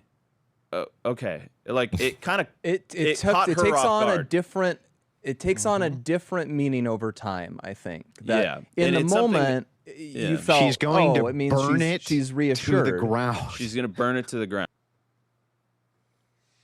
It sounds to me like the playbook that she was trying to run out was, if I don't get to take over TPUSA, nobody will. Exactly. If it's not mine, then it's nobody's. That's exactly Right. correct. Yeah, and this is no surprise. And Candace Owens fixates on what she cannot have. I truly believe that. And I believe she absolutely loved Charlie. I believe that she was infatuated with him. I believe she hated Erica Kirk. If you look at some of the videos when they were in Israel and the things that the way she leaned on Charlie, the way they would drive from the airport at 1 or 2 or 3 in the morning and have McDonald's in the truck, and she was laying on his legs. They were friends. They were buddies. They were pals. Maybe there was something there at one point. I don't know. Candace is a good looking woman. I don't think Charlie would do that. Yeah. I don't think. I don't so think either. Charlie. And I think that was more puppy love from Candace's eyes. But yeah. But you understand is that you can be infatuated with somebody and not cheat on them. You can understand that you can actually love somebody unequivocally. You can even love them and not have a physical relationship. I don't know. I wasn't there. I don't care. I know what men and women do together when they spend a lot of time together. Do I believe Charlie was having sex with Candace? No, I don't. But would it be unheard of? No. No, but that doesn't matter. What you have is evidence that Charlie cut away, and in a fairly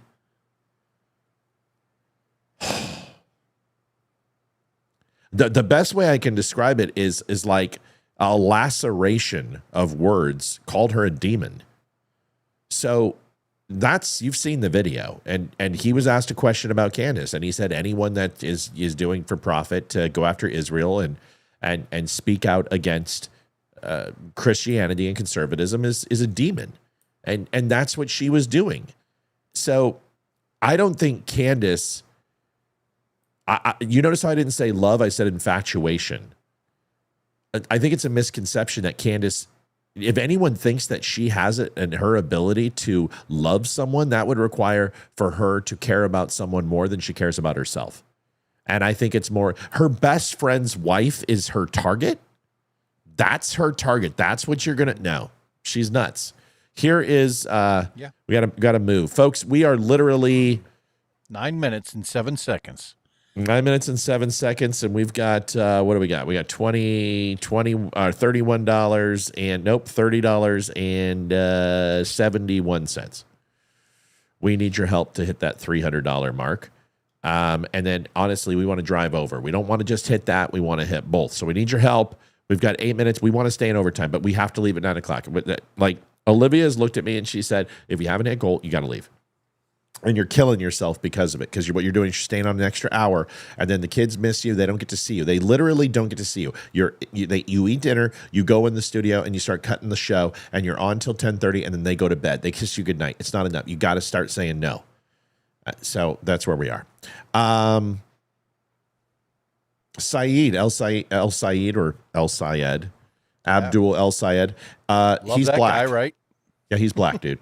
I don't know if you know this, but he's not only an Arab, but he's black now too, because he's losing the black vote. So nothing that says, hey, I'm an African. Watch this. I mean, why don't you just make it just happen there? The guy saying you're an Arab, you don't care about black folks. You know, I hate to say this, but I continue to hear it from older black folks, people like some of Denzel's colleagues telling me that they're uncommitted for you. You know, there's been an effort, I think, to divide people against each other. And unfortunately, you see that the consequence of that, to tell us that some group or another group have to be counterposed because there's not enough for all of us. I am Arab. I'm also African. My family immigrated to this country from Egypt. I'm proud of my African heritage. Come on, dude. Hey. Oh, You and I are brothers then. Be counterposed because there's not enough for all of us. I am Arab. I'm also African. My family immigrated to this country. Yeah, and Elon Musk is the first African American trillionaire. Dude, Leeroy, Debbie wants her feet pics. She doesn't understand why you're ignoring her. Dude, listen, dude, that is the most pathetic shit. That is so Kamala Harris. That is absolutely pathetic, bro. Pathetic. I don't give a shit that you're from Egypt. I don't give a shit that your mother is from wherever the hell. I don't care. I care that you want Medicaid for all. I care that you want to tax billionaires to, basically into not being billionaires and drive good paying wages away from those areas. I care that you have this agenda for labor unions and that you want to impose pricing controls. I care about those things. I don't care that you're from Egypt. Doesn't matter. What matters is the effects of the policies that you are going to impose on the people should you be elected. The dumb show is the bee's knees. And if you disagree, you might fall on some bullets soon. Go get him. Steph, I don't even remember putting that one in. When the hell was that made? Let's listen to that again. The guy. The dumb show is the bee's knees. And if you disagree, you might fall on some bullets soon. Oh, well, that's pretty much Hillary. Stephanie Manuel says, bring up the latest wild hoedown in Warren County with a sheriff and her latest stunt and her family members getting away with assault. You'll hit OT. I did it. We talked about it last night. I still need the video that shows the assault. I can't risk the show. I took the eyewitness testimony and I repeated it, but I can't show that video because it doesn't show the assault. There's no video that shows him pushing. I see the after effect. I see the older gentleman on the ground. I see the sheriffs holding him back. What she's talking about is George Klein. You know, the sheriff, the one who inadvertently threatened me and threatens everybody else, anyone who talks about Front Royal, and that Scott won the appeal and the recount and the vote. You know, he's going to be on the show here next week. George Klein, the husband of the sheriff, who is a female. This is the guy, like I said, that wanted to, you know, where do you live? Where's your show at? So I can come see. He never came to see me. 310, Mr. Sauce. Because you is kind, you is smart, and you is special. Oh, and Leeroy ain't half bad. LOL. $40.71. I love you, Sauce. Love you, buddy. So what happened is George Klein's relative, go ahead. Thank you very much. George Klein's relative, they came outside and supposedly there was a confrontation inside the hall, then went to the cars, and George Klein's relative followed him out and pushed him down. Lois Bentley, there we go. $31, Lois. Thank you. 341, folks. We're really close. $160 from making up for last night. Just keep it going. Keep it going. We hit overtime. We know we did. Let me finish this thought. And then he went out and pushed him, and the sheriffs grabbed the guy and held him back and then let him go. Didn't arrest him for assault or anything. Now, I don't know what happened. If that older gentleman said, hey, I'm not pressing charges, I don't know what happened. Maybe he didn't. But it looks a lot like nepotism in the sense that you've got a relative who is related to the sheriff's husband and gets away with assault. So that's, and I'm not doing this for bucks. We did this last night. I need the video. I'm waiting for Matt Purdy too, because I want to get our ducks in the row, and I want to make sure that's exactly what happened, because you know how stories are. I got to protect myself. But I already talked about it, and I will continue to talk about it. So we did talk about it last night, but now with no further ado, we hit goal, and we certainly don't want to stop here. We're down $150 for the week because we missed it last night horribly. We need some help. We're not done. Please, if you were thinking of helping out the show, now is the time to help it. But first, we've got to go ahead and celebrate with a little OT.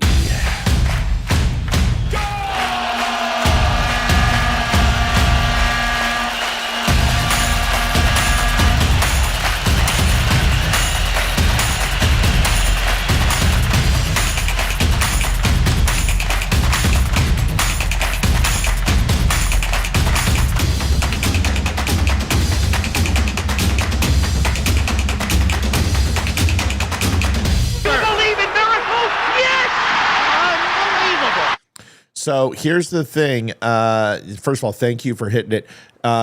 B.A. Boyd just said Hugh Henry is his name. That's the gentleman's name. Yes, correct. Is a board of supervisors. He was arrested today. The guy did go and press charges. Good. Now what I need you to do is find that guy and have him come on the show. We need to have him on the show. I want to get him on the show. I want to bring him in studio. So if you guys know him and as a resident, we'll come to him.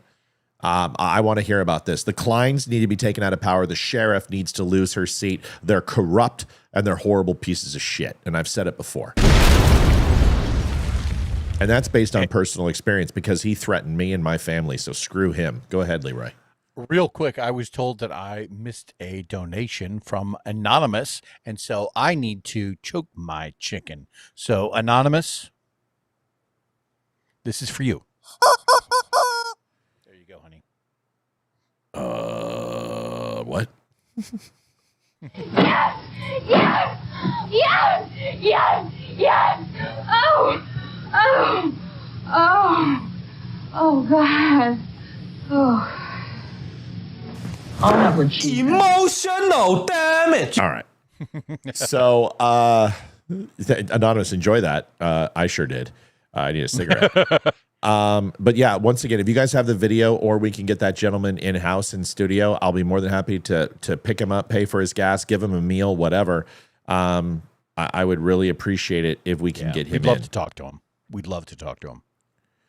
I'm kind of unfamiliar with what happened, honestly. I was wondering if you could give me a 15-second, what the hell happened?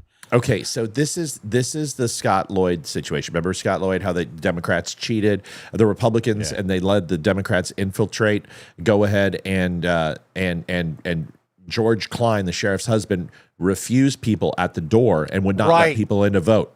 Okay. Right.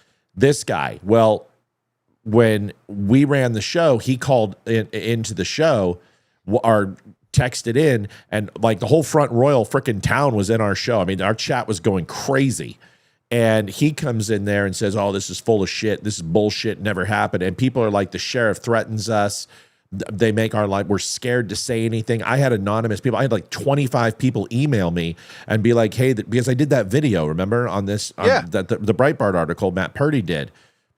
Well, they found out I did it. It went viral, and they started calling me and talking to me and sending me emails. So I started talking to the citizens of Front Royal. Well, we had Scott on the show. We, did all that. Well, he came on and he's like, oh yeah, Bubba, this is full of shit, and this guy's full of shit, and whatever. He's like, where are you at, man? Where you live? I'll come down and see you. And I'm like, you fucking better bring your lunch, you big son of a. Why? So anyway, you can't defend yourself here on the show. Yeah, you would have to take it to that extreme, right? Well, he would lose.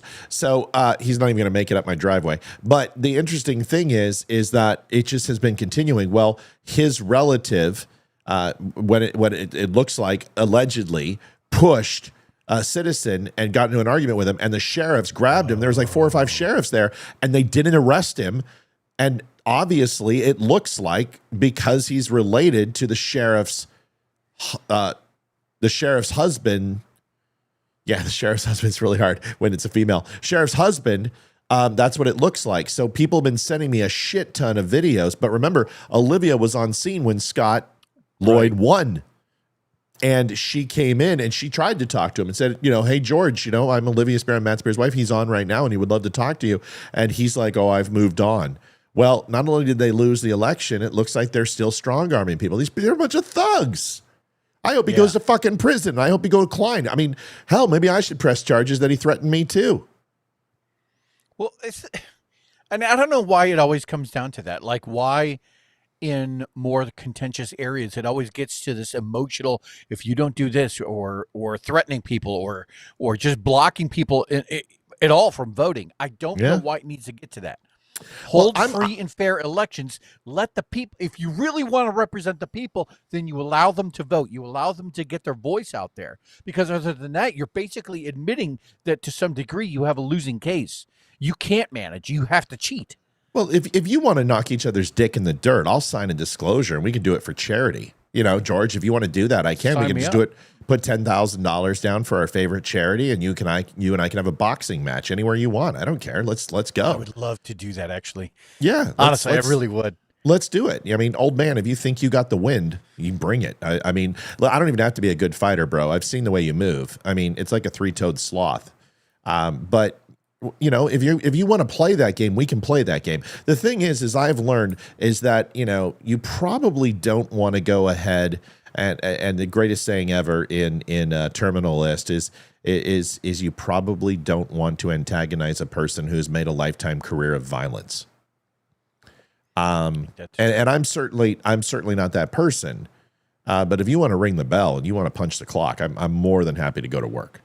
That's my problem. I've found out is that I have gone to such extreme to stay out of the emotional arguments that when I finally get backed up into a wall and I have no other choice, that's why it's so imperative for me to not get to that point. So all of these name calling, emotional argument bullshit, I don't care about that stuff. I agree with you. Points, right? And the moment it gets too far, and the moment I get backed up and you start making threats, veiled threats towards either myself or my family, I'm sorry. Like, you've opened that door and you shouldn't have. Anonymous said that they're having a cigarette right now. from your chicken stroke, and she is a female. Let's get go. We got a lot to do. We got to go.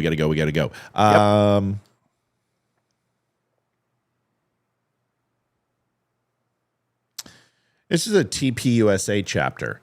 And listen, now Hayden is the lead for the TPUS chapter here in Virginia, not the entire state, but I'm not going to tell you where we're from.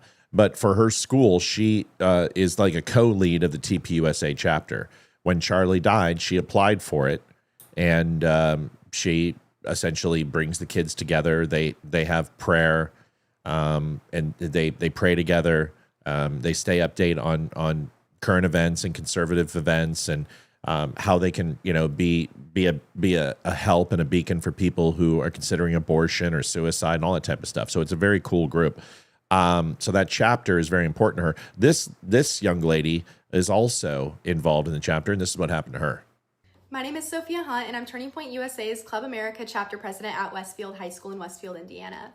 At our local Rock the Block event last week, it's a back to school event, I was working with my Turning Point chapter, my secretary and treasurer, and we were talking to families about what Turning Point was, what it does within our school, and what we stand for, and handing out the cutest red, white, and blue bracelets. A little boy came up to our booth, and he tried to grab a bracelet, and I saw a mom come and drag him away. I then looked at her and I said, "Hey, are you okay?" She then immediately responded, "Why the F are you asking me if I'm okay?" I was flabbergasted.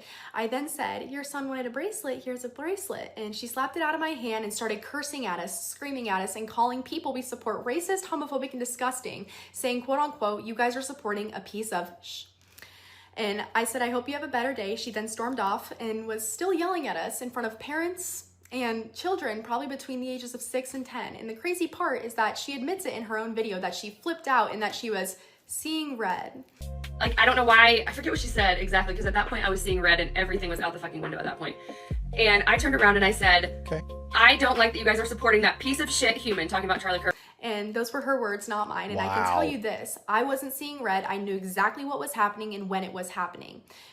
Then she took it online. She started posting videos calling me racist, homophobic, transphobic, and all these other crazy names. And she hopes this follows me into college and my future employment, and attacked my parents, and even said, "Yes, I am going to attack a child, and I am going after a child." Yes, wow. I am going after a child who is the president of Turning Point and likes to post racist, homophobic, transphobic things on the internet. She also accused me of taking photos of pictures of children in bathrooms, which is completely false. I'm 17 years old, and this is a grown woman who has continued making videos about me because she disagrees with my politics. But here is what she doesn't understand. This isn't going to hurt Turning Point at our school. Our chapter has over 200 amazing members, and this year we're bringing in state and local leaders, having real conversations and getting students involved in what's happening in Indiana across the country, because these are things that are affecting us on a day-to-day basis. You can agree with us, you can debate us, and you can disagree with us, but trying to publicly intimidate and humiliate teenagers isn't going to silence us, nor is it good activism. But Turning Point at Westfield is growing, and we are just getting started. Good on her. Yeah. Good on her. If he can't beat him, just prove him wrong. That's pretty easy. You know what I mean? And you get the tactic there, right? It's these emotional outbursts. It's always, again, we've talked about it on the show. There is an actual playlist. There's a flow chart for the name calling. You're a racist, xenophobic, homophobic, blah, blah, blah. It goes on. Yeah. And so long as they stick to that and make it about emotion, which she admitted to, all I saw was red, right? She admitted to it without wanting to discuss the actual politics. All she said was that the dude was, Charlie Kirk was a piece of shit and everything else. It's all emotional. Yeah. She has been sucked in and bitten by the venom of the left and doesn't realize it. Isn't that sad? Yeah, it is. Music Mama seems to be enjoying the show. And I noticed that she was wearing a cross around her. She had a necklace on with the cross, right? But somehow, I don't know, like doesn't recognize a lot of those values being shown through TPUSA. I didn't understand that either. I didn't mean to cut you off. I know I did. No, you're fine. Oh, please. No, absolutely not. I was going to say Music Mom is over on Instagram watching. It's nice on Instagram to see some people sticking around. It's a tough platform to crack because live shows aren't really known for Instagram. Hey, Music Mama, how is the broadcast? Is it in 16:9, like a rectangle? And I've thought about maybe broadcasting in 9:16, which is vertical. It's a little bit harder to do the slides, but I think I'm about ready to start doing that. So let me know what your thoughts are. No, you didn't interrupt me at all. It's fine. Let's see. How about the pregnant mom? You guys remember she was the surrogate, and she was in Texas, and the baby showed up with a heart defect, and yeah, I think it's okay unless you click the chat. Okay. All right. Maybe what I'll do is I'll fix it. The cats cut you both off. Oh, bummer. All right. So here's what we'll do is I'm going to try, we'll do it for tomorrow night's show, is broadcast on Instagram and see how that feels again, because it worked for a little bit, but it kind of broke again. So we're going to work on seeing if I can get that broadcasted, because Instagram's like my channel's going off. I mean, we're almost at 60,000 followers. Music Mama, we'll get it fixed. All right, so here's the thing: is the baby had a heart defect, but in her contract for being a surrogate, it said that if the baby had any type of ailments or birth defects, that the surrogate's parents would terminate the pregnancy with abortion. And she's like, he has a heart defect, which is ultimately repairable, and she's like, I don't want to abort the baby. So she fled to Texas, and Texas essentially put a stay on the court order and fought the parents and had the baby. Well, now the surrogates have the baby, and they're suing her for $100,000 because the baby is going to need several surgeries and care. And this is true. The baby's going to need a lot of care. Oh my God. And here's the video. So here's the update on this. Want to get your take. And I just didn't know what to do. I felt very trapped due to this contract and felt like I had no voice. But I wonder if Megyn Kelly's going to ask if the parents are Jewish. Knew in my soul and my heart that I wanted to protect this little boy. Facts don't care about your feelings. And thankfully, my brother was, it was put on his heart to call me and just speak hope and courage into me. And he and his wife even offered to adopt this baby if it meant me not having to go through this late-term abortion. Wow. Right, because at this point, the baby's almost 5 months in utero, and this is, you start to feel the baby moving. It's like, this is a very special time for a mother, and I can't imagine what it would be like to be told that you must abort the baby, like that you must. Yeah. So you didn't, which is extraordinary. And that must have taken a lot of prayers and courage on your part. And now it's devolved into a legal battle. So let me bring in Lincoln at this point, your lawyer. So Lincoln, was the legal battle, did the parents try to force the abortion? Has a court ruled on that? Because McKenna did not abort the baby. She is pregnant right now. No, they didn't try to force an abortion in court. What really happened was that after McKenna had resisted and they'd put on essentially a pressure campaign to force her to abort, they even enlisted her own prior counsel to... Well, I know some people who did this. Let's see. Through eugenics. I think it started with Na and end with Z's. I'm pretty sure Democrats did this in the black communities with eugenics and are still doing it. I'm pretty sure Scandinavian countries do this too, which is selective breeding of anyone with birth defects. They go ahead and abort. Even high-risk pregnancies or even moderately high-risk single cord babies or vessel babies, they abort. Possibility of Down syndrome, they abort. This sounds pretty familiar to me. It's almost like when the Cossacks would take young children that had birth defects and throw them in the pits with dogs. This sounds pretty okay. Yeah, familiar. Serve her with a demand of $250,000 with a process server in the middle of the night. And when they were unsuccessful in doing that, what they did was they pivoted to California, and they filed a lawsuit in California, even though the contract requires any litigation in Alaska where McKenna lives. They said, we're filing suit in California and we want an expedited judgment of parentage. And our basic understanding is that what they want to do is if they're declared the parents, and unfortunately the California court did declare them to be the parents, then they can make the decision about medical care, and they can decide when this baby's born that they won't give him any care, and he'll be dead in a matter of days without it. McKenna is unequivocally willing to fight for his life, though. So tonight, I am happy to announce that it took a while, but we established the wankers of the evening, which are those surrogate parents.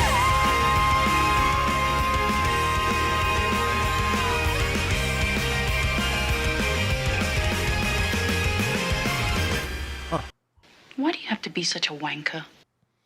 So, yeah, listen, this poor girl, 100,000. So you take custody of the kid. That's your child.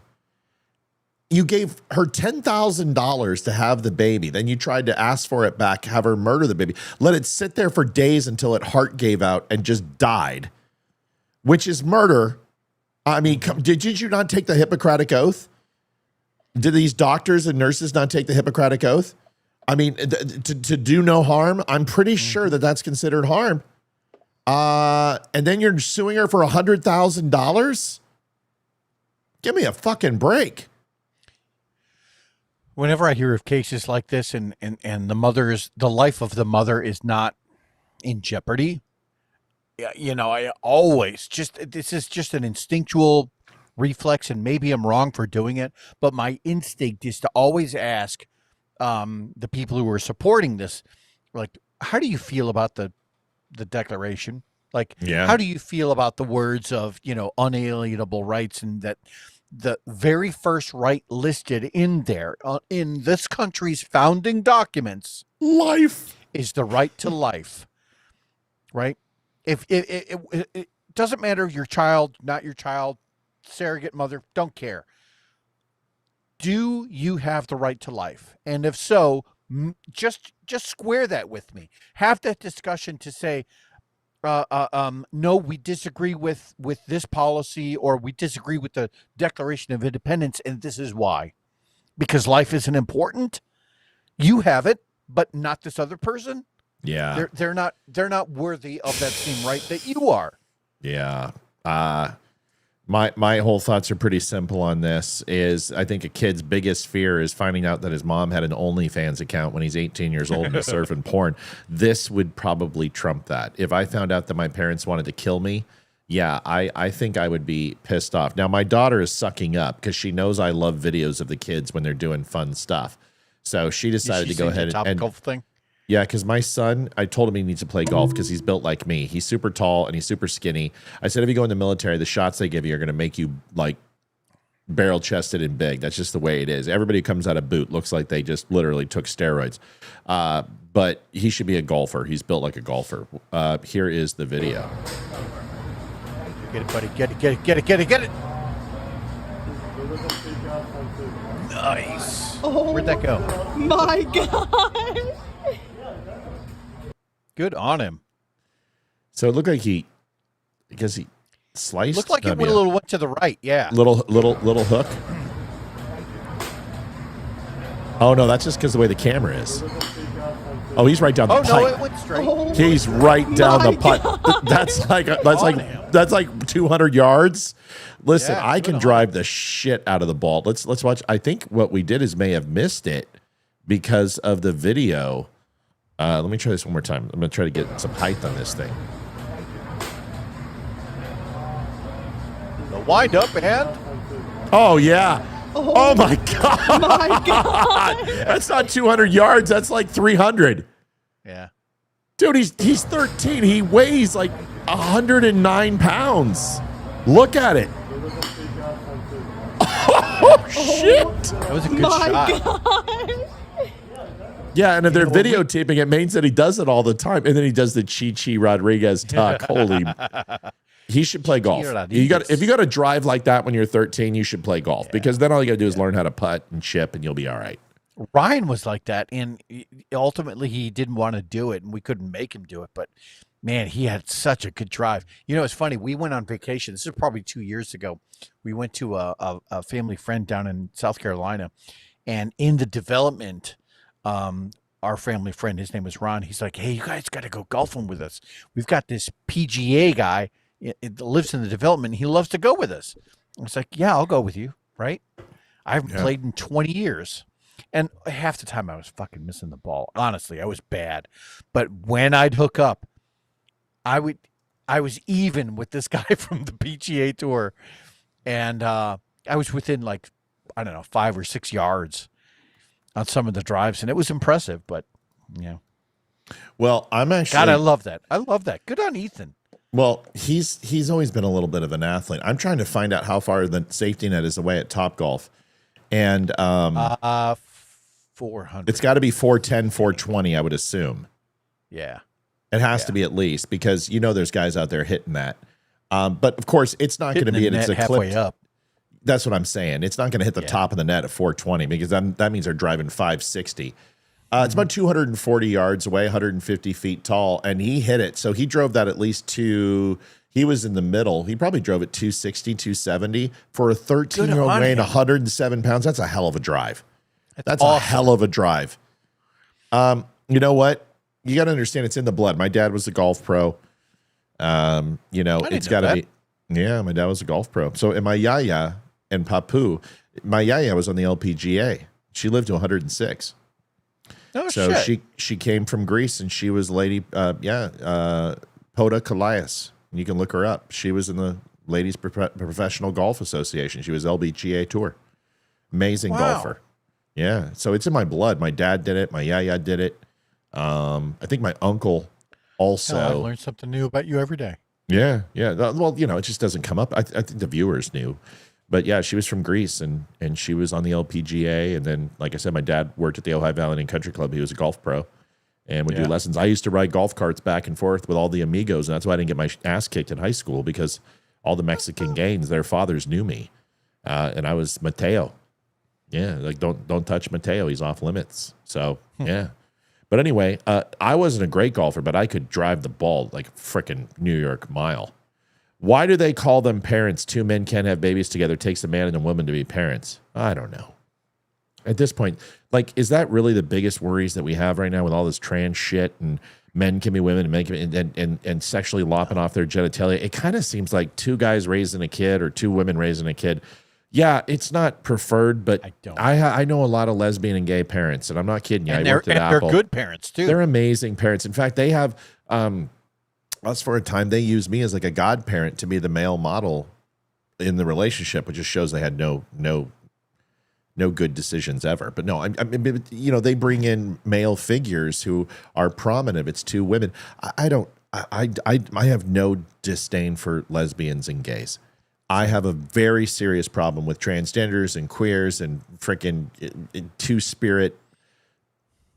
I don't like these people. I don't like people who are lopping off my children's mental faculties and their genitalia. I don't get for that shit. But I hear what you're saying, dude. I do. A kid shouldn't be involved in any of that. Yeah, and that's the difference between a simple disagreements amongst preference and the idea that the other gender can somehow be cosplayed. That surgery would somehow make you a man or a woman. It won't. But I know plenty of gay parents, both sides, that are good people. Yeah, good people. Listen, I don't, dude. We're constitutionalists. What you do in your own bedroom and what tickles your pickle is your own business. I don't care. Don't care. Most gay and lesbian people are not out there with chaps and, you know, have their tits hanging out. I mean, these people are just absolutely, these people identify with only sexuality because they don't have God in their lives.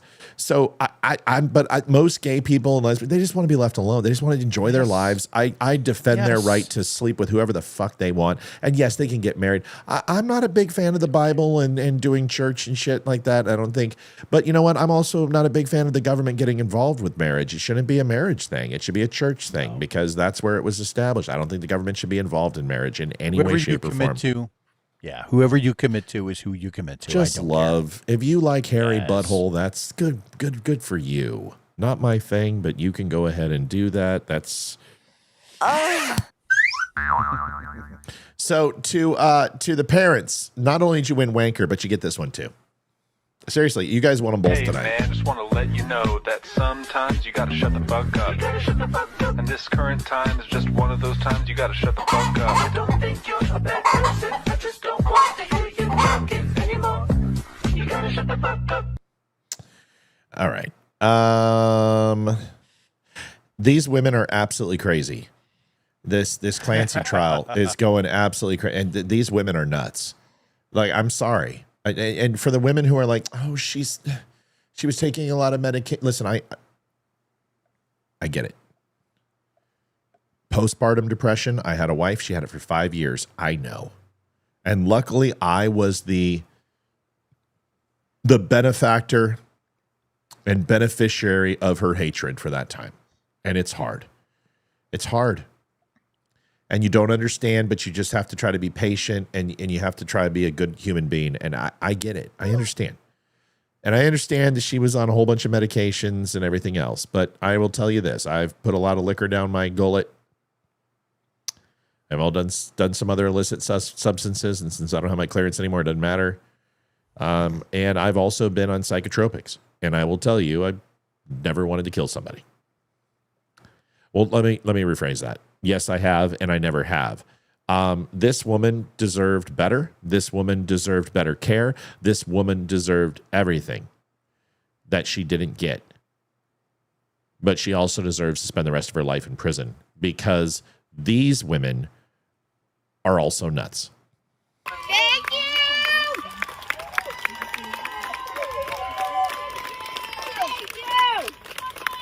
Thank you! Thank you! Thank you. Outside the trial, they're thanking her for her bravery as she comes out in her hero status. But I just wanted to pull this up. Here's 3 children. They look like all of our children. Cute. And the little boy was strangled to death.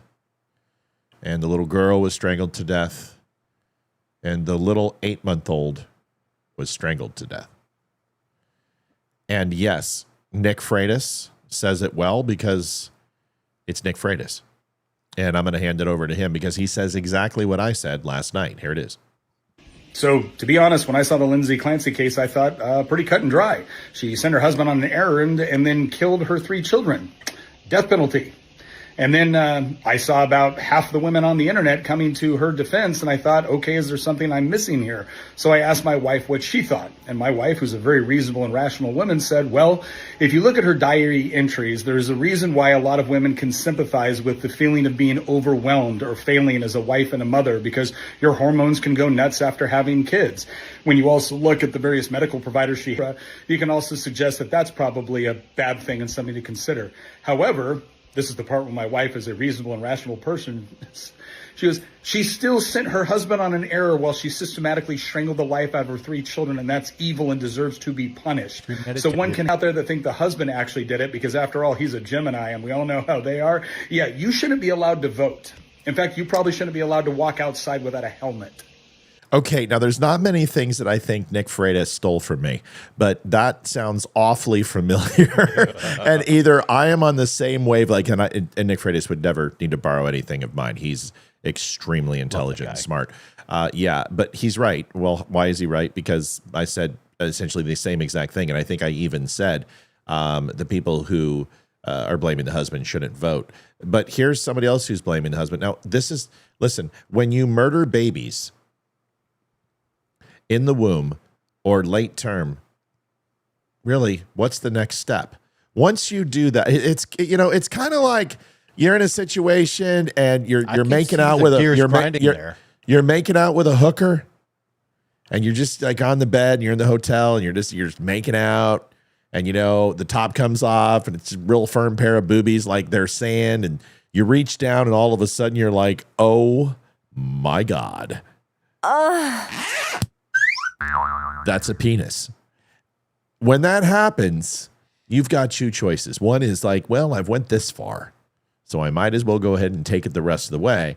Or you run out of the room, you throw up, you go ahead and wash your face, with Clorox bleach. You never speak of that again, and you get the hell out of there. That's what you do. In this situation, once you've murdered a child in the womb or a late term, at that point, might as well just go ahead and do it when they're older too. And that is what these women aren't seeing. You're demonstrating your emotional issues. You have low IQ and EQ. I'm going to go a step further than Nick. Nick says that you have a low IQ, you shouldn't vote. I think you have a low emotional quotient as well. Is that if you cannot fathom that, yes, you can be not sympathetic, not pathetic, none of that gifted clutch 30 joules. I have no fucking idea what that is, but Kirsten, I love it. Thank you. I don't know what jewels are. I guess it's a new YouTube thing. Thank you for giving me my jewels. I appreciate you. But the moment that you sympathy, I can understand, which puts you in the place of somebody and go ahead and say, listen, I maybe not understand exactly what you're going through, but I can demonstrate some basic understanding. And then empathy is essentially giving permission for what they did. Suicidal empathy is killing us. It's absolutely killing us. And these women right here, Nick says they shouldn't vote. I don't think you should vote or procreate.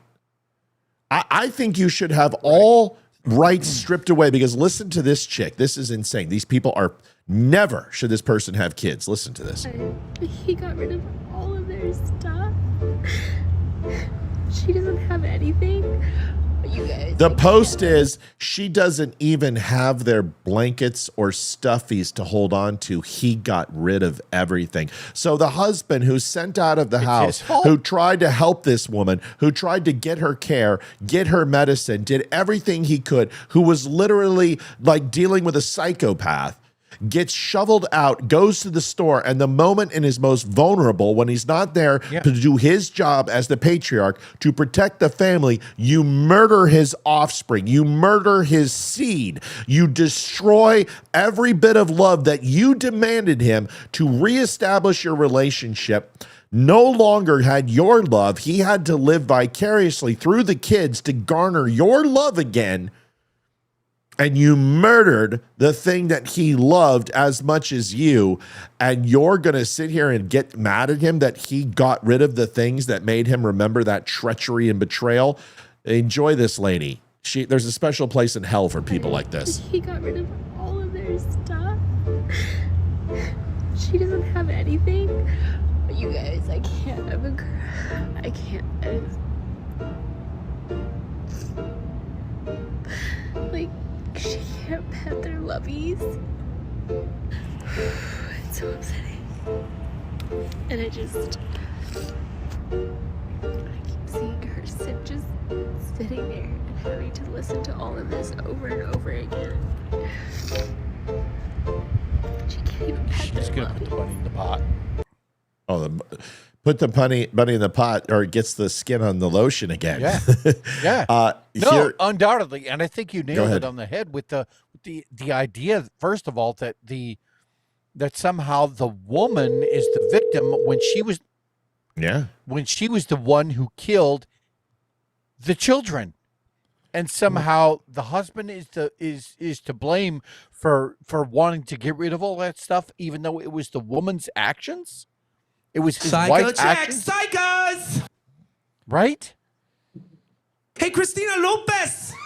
Remember me? You want some shit? Huh? You want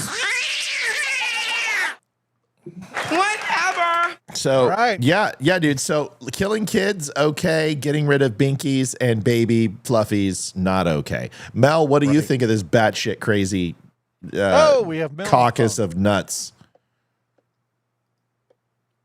Mel? Hi, Mel.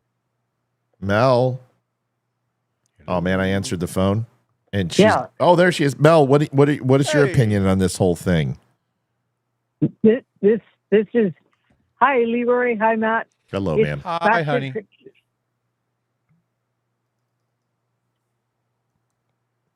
This is batshit crazy.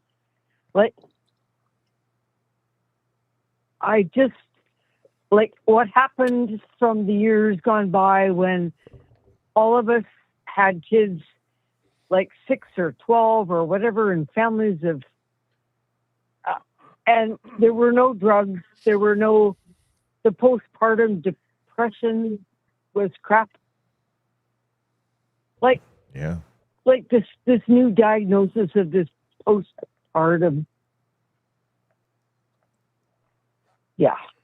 Well, you can Yeah, get tired. You can be tired. You can be exhausted. You know, you could have your youth taken away from you, your body taken away, and those can create bad situations. But the moment we label everything, it's like WW2 vets. Like, we didn't understand PTS and mental trauma back then. So yes, postpartum depression may be very real, and I lived through it for 5 years with my wife. And I will tell you, if it wasn't for the way she stood next to me through my back surgeries, I probably would have left her ass. I'm not lying to you, and she knows that. But it still doesn't mean she's cooking bunnies in a pot. Right. There's a difference between the actual depression and the clinical diagnosis of it and the action of murdering your own kids. Yeah, it's not like Big she's difference. Canadian. Yeah. It's not like she's Canadian, Mel. You know what I mean? That was a joke, Mel. Mel's trying. She's on delay. I don't think she can hear us. Mel? No, I can hear you. It's delayed, but it is. I hear you. I just Are you that far north? I know. Yeah, she's that far north. Yes. Yeah. No. God, I love you, kiddo. Mel, we love you. This is a huge delay. We're talking like 15 seconds, and it's really hard. Speak your piece. Give me your final words on this, and then I'm going to let you go. All I'm saying is,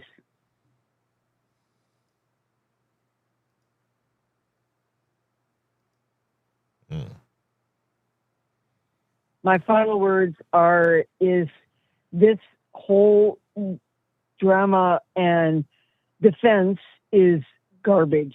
Yeah. We have dealt with this for all of our lives as childbearing women for hundreds of years, not relied on drugs, and we didn't kill our kids.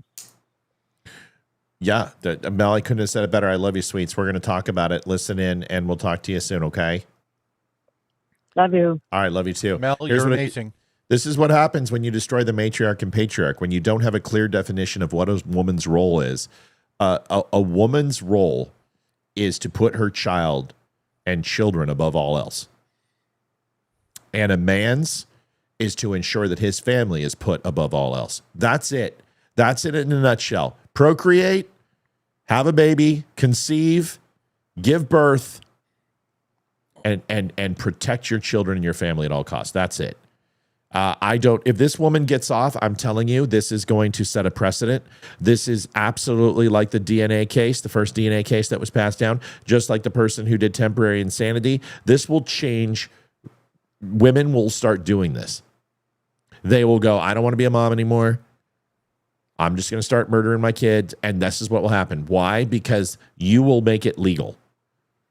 And if you think it won't, well, take a look at the Black Widow murders that took place like in 1980 to 2000. Take a look at the people who were spreading AIDS and women who were paying back men. Women are vindictive creatures at times. And that's just the bread of that. Not like that. I'm sorry, man. When's the last time you've seen a man drown his children or strangle his children?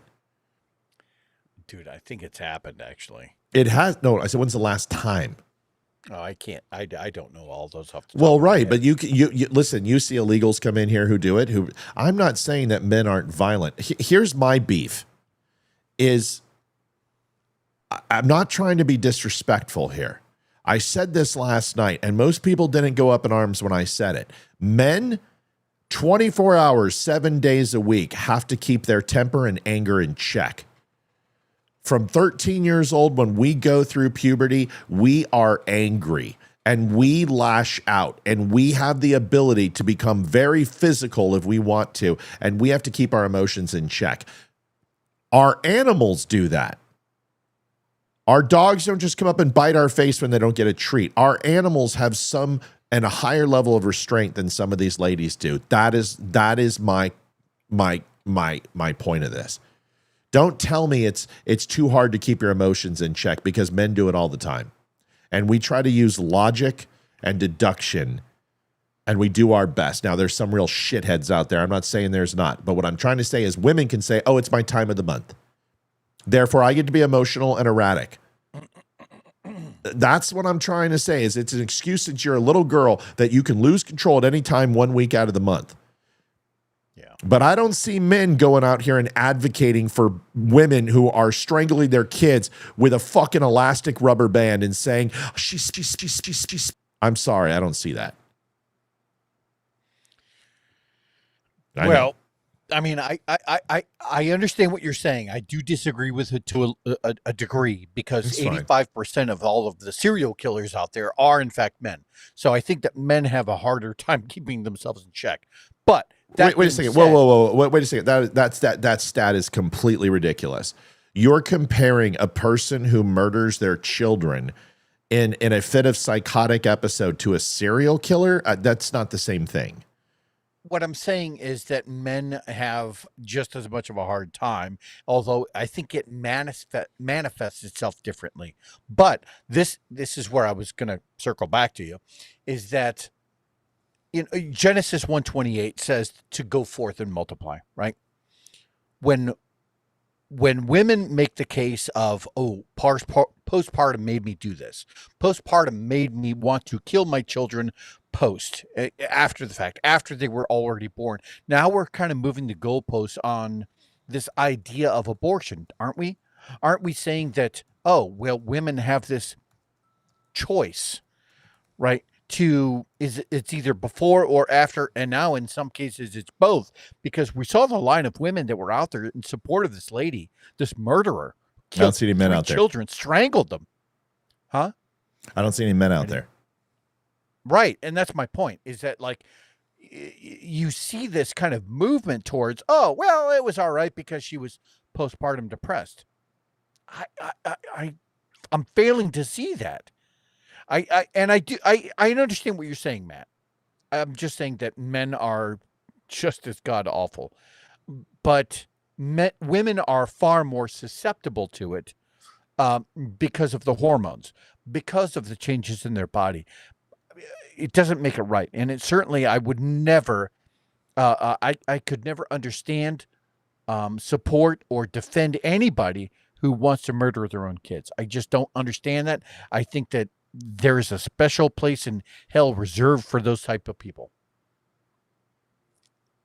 Okay, so let's go ahead and go through the stats. So you wanted to use an obscure stat of serial killers, which I think is not even in the same ballpark. Neonaticide, which is killing within the first 24 hours. 100% of all neonaticides, which are 24 hours of the baby's birth, were perpetuated by women. 100%. Not one man was responsible for any neonaticide, is what it's called, killed within the first 24 hours of birth.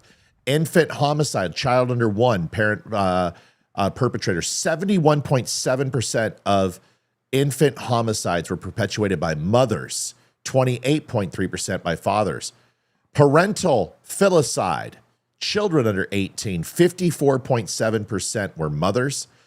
And then spousal homicides with children under one, where the one parent is who's killed without the child, that actually is men lead that category, which makes sense. Violent outbursts, men controlling, beating the shit out of the woman. But one parent dying in that situation, murdered with the child left alive, 89% women black widowing their husbands. So I see your stats and I raise you. That's a good point. Yeah, it's a good point. Holy shit. You're saying killing happens all over the place. No, I'm not saying that it doesn't. What I'm saying is that when it comes to terrible, that's the point. When it comes to the victim status, women own it more when it comes to children. Yeah. And that's because that goes against the coding of the woman, but it really goes against the coding of the man too. You know what I'm saying? I mean, yeah, it's crazy, but either way. Are you serious? Yeah. Yep. Holy shit. All right, buddy, close this out. You got us up. What an interesting show. We're getting a bunch of hiccups and stuff. I don't know what's going on, but we gotta get it out of here. So take us out. No, it's just been a great show. I think that we hit on a lot of things. A lot of it was Candace Owens. A lot of it was this idea that the Muslim left has been kind of infiltrating and wanting to take over big cities. Beyond that, I think Matt hit a home run with a lot of his topics. Hey, once again, folks, on August 21, we have Chance Soul. August 25th, we have Amber Hilker. Hilker, I keep mispronouncing that. Hilker's good. Yeah, please don't blame me. August 28th, we have Scott Lloyd. September the 4th, we have Damani Felder. September the 7th, we have Matt Purdy. And then finally, on September 11th, we have Cynthia Scott. So for everyone who's been watching today, thank you so much. If you donated, God love you. Thank you so much. You guys are amazing. This show could not exist without you guys. And yeah, great show. Listen, we got some clips tonight. We'll do it. We'll see you guys tomorrow. Friday night, Olivia and I will be in the house. We have a special guest, and we will see you then.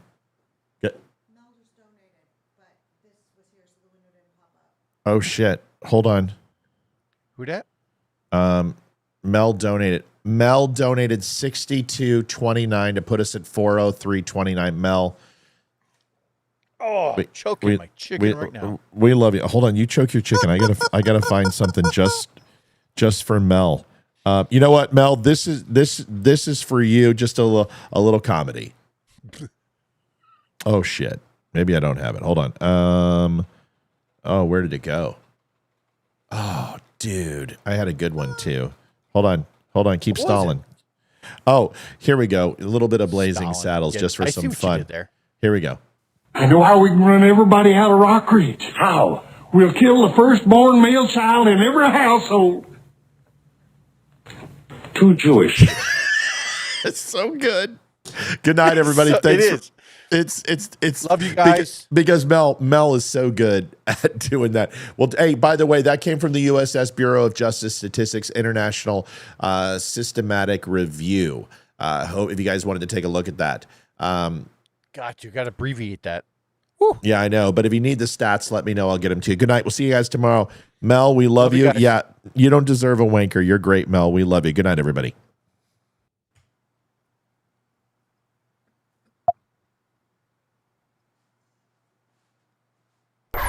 This is the Don't Unfriend Me Show with your hosts, Matt, Leeroy, and Olivia. Geopolitics, military analysis, and election coverage. Coming to you live on all major social media channels at The Dumb Show. Honest, direct, unfiltered. JD, tell your mom happy birthday. Wait.